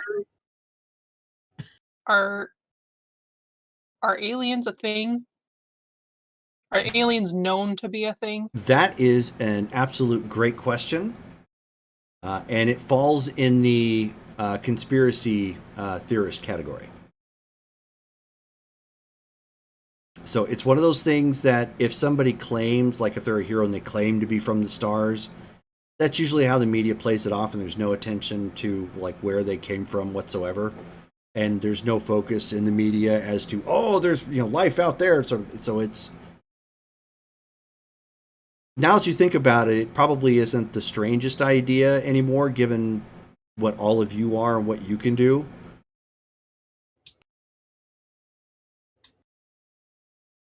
Huh. I am not familiar with them either. Very curious. Perhaps we can ask Meredith sometime. I wonder if he had a fabrication room here. We should explore the rest of the compound and see what we have available. Yes. Let's do that. You find what was probably a private room at one point in time, which has been converted into like barracks. So there probably was once a bed in here, but it's been converted for like several people, up to 7 total. There is, you also find that there is one restroom, but the restroom itself is fairly big. It has, toiletry, sink, and whatnot. It's got a pretty big shower. Is it like a 1 bathroom, or is it like a dorm bathroom? I would say it was built with one person in mind who had money and power. Okay, so it's 1 bathroom. Yeah, it is essentially one big, bathroom. Really cool bathroom. Yeah. Is there a gold toilet seat? Oddly enough. Or an Electrum toilet seat? No, it would be a gold toilet seat, and there, and there's chiseled into it, Remus was WUZ here.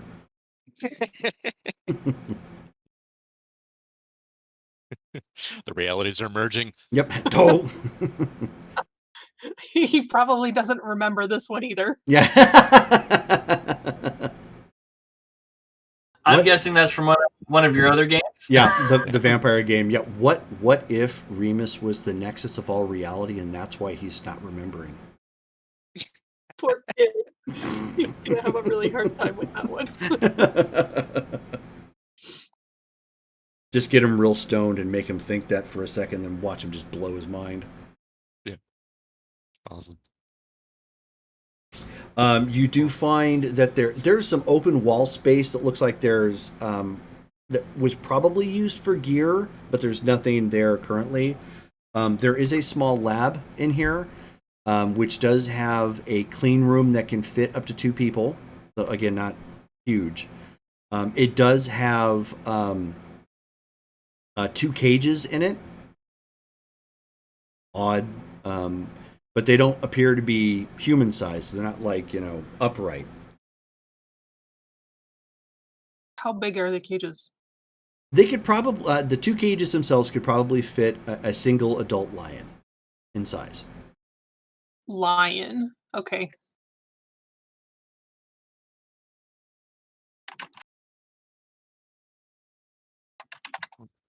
Okay.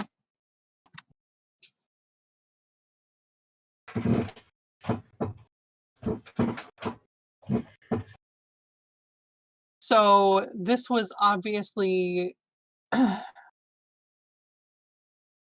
made for one person, and we're just going to make do for the team. Does it look like he had some kind of staff on hand? You don't know, but given the fact that there was a pilot who brought the craft in here, if he didn't, there probably is a small one now. Of at least the pilot.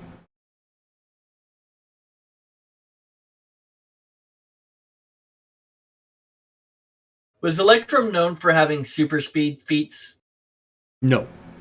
Electrum was known for having electrical based powers, as well as the armored form that he took. He would take on. Think kind of Colossus in a way, like that humanoid armored sort of look.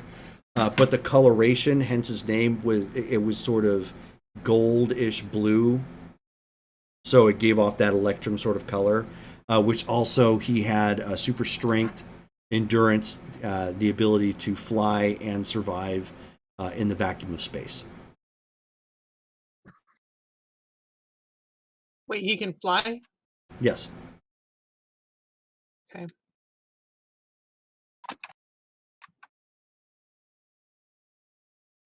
Hmm.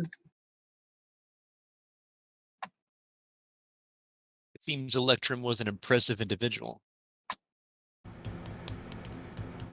Since he's kind of in the public consciousness, Mm-hmm. how long was he known to be active? Actually, that's a great question. I won't even give you a roll for that because that's one of those like Captain America trivia things. You may not know the exact date, but you would have a basic understanding of it.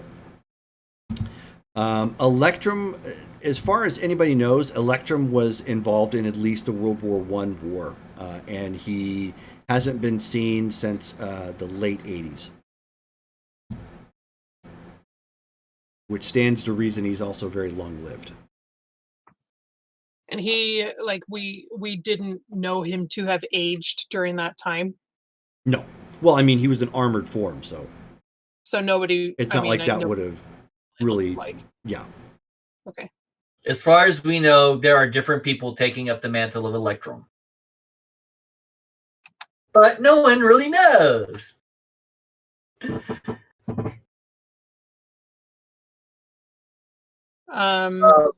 Sorry, go ahead.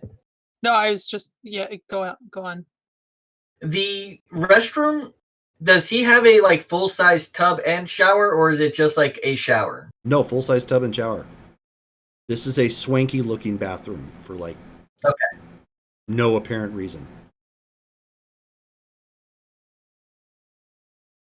Like you can tell the room had been remodeled because of the the whole barracks and whatnot, but if you were to come at it again, now that you're kind of processing it, you're like, he put a lot of thought into having a single place. Like that was a big ass bedroom. Why? Did he just like creature comforts? Because I mean, it stands to reason. You're looking at the bathroom, you're like, he's the only one in the bathroom. Damn. I mean, maybe he had a lot of wild parties. Maybe he had visitors. So the main hallway, does it loop around on itself, or is it seeming like it's following the path of least resistance through the ore? No, it's basically the main room is like an open cave, and so most of it is just off of the main cave itself. Okay. With a branch of it coming off to where the bedroom and bathroom were, as well as a branch off to the trophy room and what is essentially the danger room.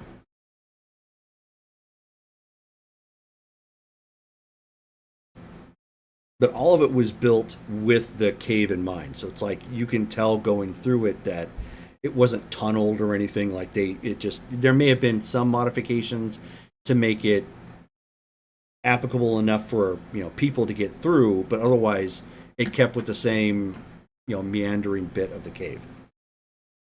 Yeah, so he didn't come in here and just start punching through Right. walls to make his chambers. Exactly.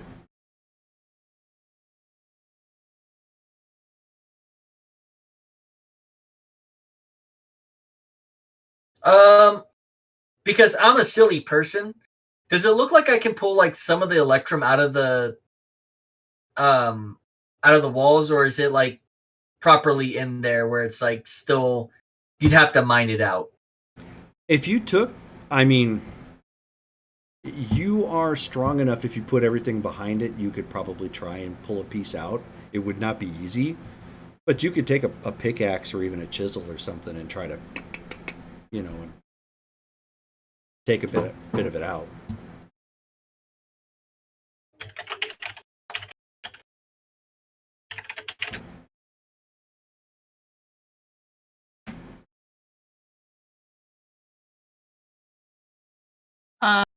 I'm guessing they have.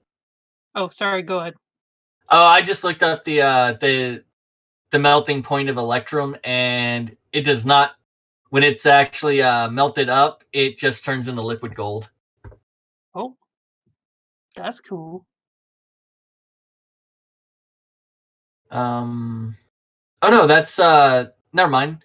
The way it's described. So 356 degrees or 674 degrees Fahrenheit is just the regular melting point.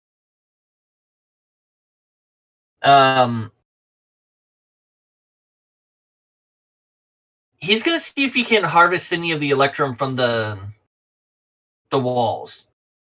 Like, not like really big pieces, but he wants to gather up a few pieces enough to make his signature armlet.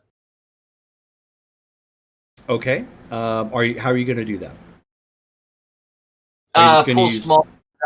So just use your strength? Yeah. Okay. I don't have a lot of strength, but it's supposed to be very soft minerals, so it shouldn't be terribly hard. Well, you're pulling it from its raw state in the wall, so it's still going to be very tough, primarily for grip strength. But you can definitely give it a shot. So go ahead and give me a percentile check.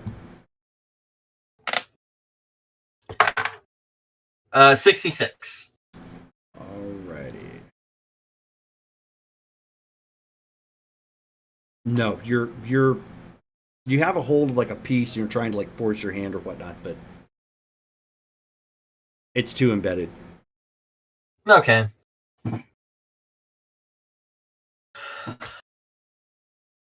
There are other ways of doing this, but I don't feel like doing it right now. Look over to Freddy. Were you trying to obtain some electrum? Yeah, I want a more secure place to put this pearl. So, if we're taking over Electrum's house, and we're acting in his stead, I figured it wouldn't hurt to have a piece of Electrum on my body as a outward symbol. Plus, an armlet could look kind of cool to hold my pearl. Were you thinking of crafting a piece to secure the pearl, or hiding it here? Does it need? Do you need to keep it on your person? I need to keep the pearl on my person. Okay, so more of a locket kind of thing. No, something to go on my arm, like right here. Oh, okay.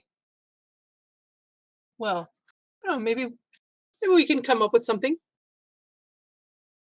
Whether it's from we have electrum enough or another resources- substance. Sorry. Maybe we could use some electrum accents.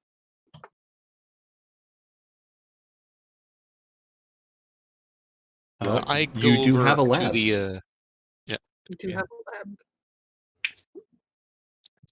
let's see. So I go over to where the computer bay is to see if I can power that on and see what he has what Electrum had access to. Okay, so you flip it on, and because it's, I mean, even though it is a supercomputer, it is the 90s. So the nice thing about that, I personally love this. I know other people don't, but back in the day, you could hear computers boot up, and you could hear the, the hard drive skipping in and going on and whatnot.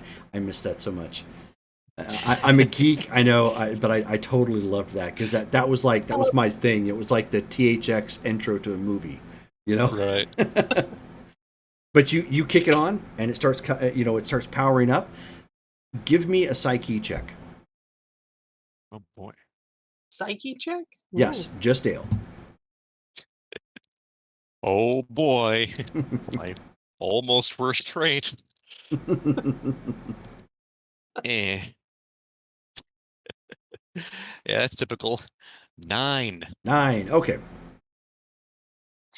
So you're not sure why, but you just pause for a second. But you just shrug it off. Okay. But it powers up.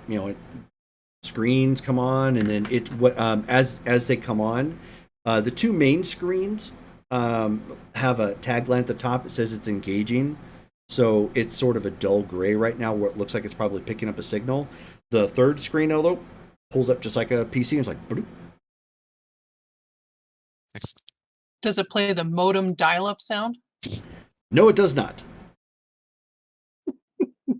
Good. I sometimes miss that too. Not that I want it. It's just very nostalgic. No, it is. Very. But so is Spent a lot of the time on AOL. so is Right. pulling up your email box and that pause, and then you hear, "You've got mail." You've got mail. Good. But yeah, computer's booting. The other two screens looks like they're loading something, but the computer itself is up and engaged. Excellent. Yeah, I'm just tinkering around with it, seeing what its capabilities are, and see if he has any files or videos or anything in here that shows what he's been dealing with. Okay, so why don't you go ahead and give me just a reason check? Man, 27. 27. Boy, you are hot for the rolls tonight. Let me tell you. I know, right? Jeez. All of us, man. But you are thankfully, see, that's the thing about this game. Depending upon what you have for your ability, even if you roll low, it still may not be technically low. Yeah. So it takes you a few moments to get used to it, because even though you are an advanced computer, you haven't dealt with advanced computers before. And you type and you look at the side navigation. It works a little bit like Windows itself, but it looks like even the software too. It's kind of custom created. You click through and pull up some files, and you just, for kicks, you're just like, okay, what about the da da da da? You start doing word searches and whatnot, and then you're like, the first word search, you're like, okay, what's a Tavaxium? And you just type it in as best you can, and then you misspell it, and the search bar suggests it's like, the correct spelling for it. So you click on that, and it pulls up, like a video profile. And it basically, what it does is it has some pictures of a couple of different basically they're a humanoid-looking race with red skin, to varying degrees, kind of like we have hues to skin, but all of them are a hue of red. They have a lack of a nose, so their face is more flat looking. They also have 3 digits on their hands and 4 for their feet. And all of them have long hair to some degree. And now it can be different. It can be styled up. Some of it, many of them keep it back in some sort of braid. It seems to be the longer the hair, the better. And there's a note. There was a specific note there that pulls up. It looks like it was typed. The rest of it looks like it was pre-formatted, like you would look at a PDF sort of thing. Like all of it was pre-formatted, but then there's an actual note attached to it that works kind of like just a standard notepad. That says, "Note to self: do not trust a bald Tavaxian." And there's a comment there, something to the effect of like, hair is considered honorable, and the longer the hair, the more honorable, and the longer you have maintained that honor. So if anybody has short hair or they're flat out bald, there's some sort of a problem. Right. Okay. Can I tell? Was there like a timestamp on this file? Yes, the timestamp for it looks like it was last updated in 1988.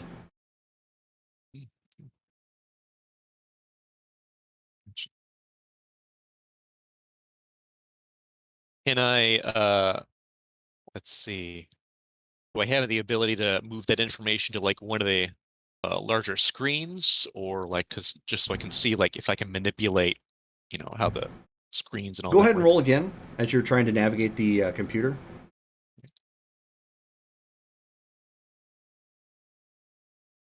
30. Okay. You find the controls for the two monitors. Just as you do, they kick on with satellite feed, and it looks like it's tuned to news channels. But you find the appropriate controls on the computer itself, and so you basically turn that into a second monitor, so you can throw the information up to something bigger to spread it out. Cool. Okay. Yeah. So go ahead and put the vaccine information that way everyone gets to see. And then I try to see if I can find anything regarding the Dexamite Empire. Oh, okay. So he throws up a file, very alien-looking people, up on the the larger monitor. Go ahead and roll again.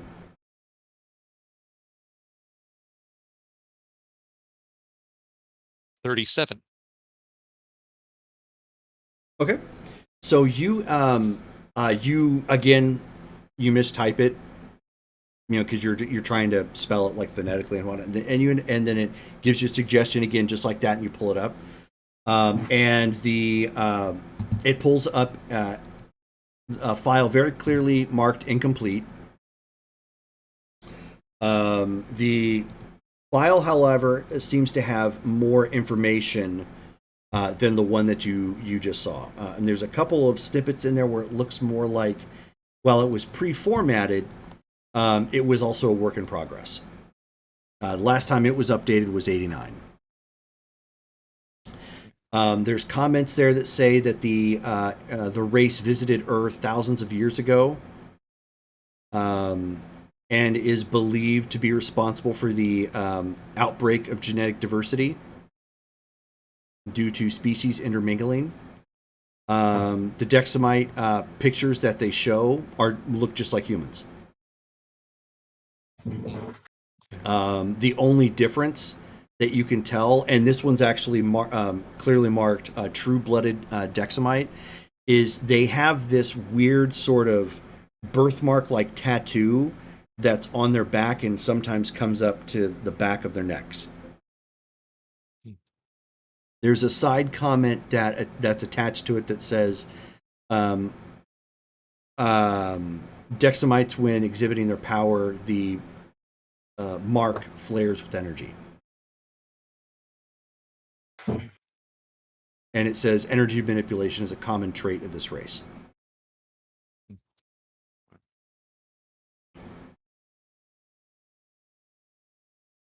Then I throw that up on the other screen. Okay.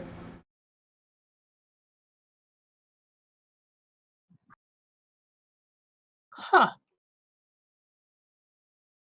Avoid the bald red guys, and these Dexamites might be responsible for super genetic diversity. All right. Fascinating.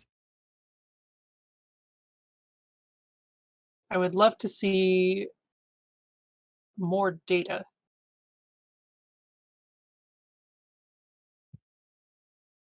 Would you like to know more? I step aside and I'm like, if you'd like to continue, by all means. Doing that to Carmen. Okay. Before you do, give me one more psyche check, Dale. Okay.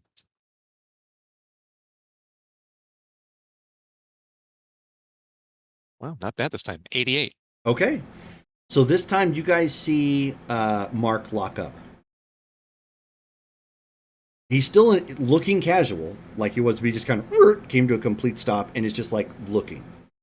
In the back of your mind at this point, Dale, Mm-hmm. it's like that that sequence in the Matrix where he's first entering and you just hear like all the sound pulling away into a digital form, and like everything you see is just sort of like fading out for a second. Mm-hmm. And it's matching up with your first known memory. You're standing in the exact same place you think that you were when you had your first memory.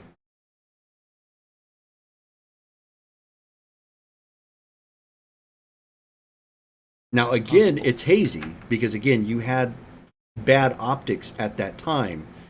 But as your much more improved matrix is processing that information, it can overlay the haze to match up with the appropriate spots in the cave with where you were positioned. Okay. The only thing that seems to be different is the table. Okay. And then you eventually come out of it. You okay, Mark? Yes. I believe I have been here before. When? 1971. This was different. There was a laboratory here when I had my first memory. It was different. Interesting. I shall have to do more research on Electrum, see if he has any connection to Dr. McCluskey. I'm gonna wave him back to the console. Okay, and with that, we were going to pause for tonight. We've had a solid 2.5 hours of gameplay.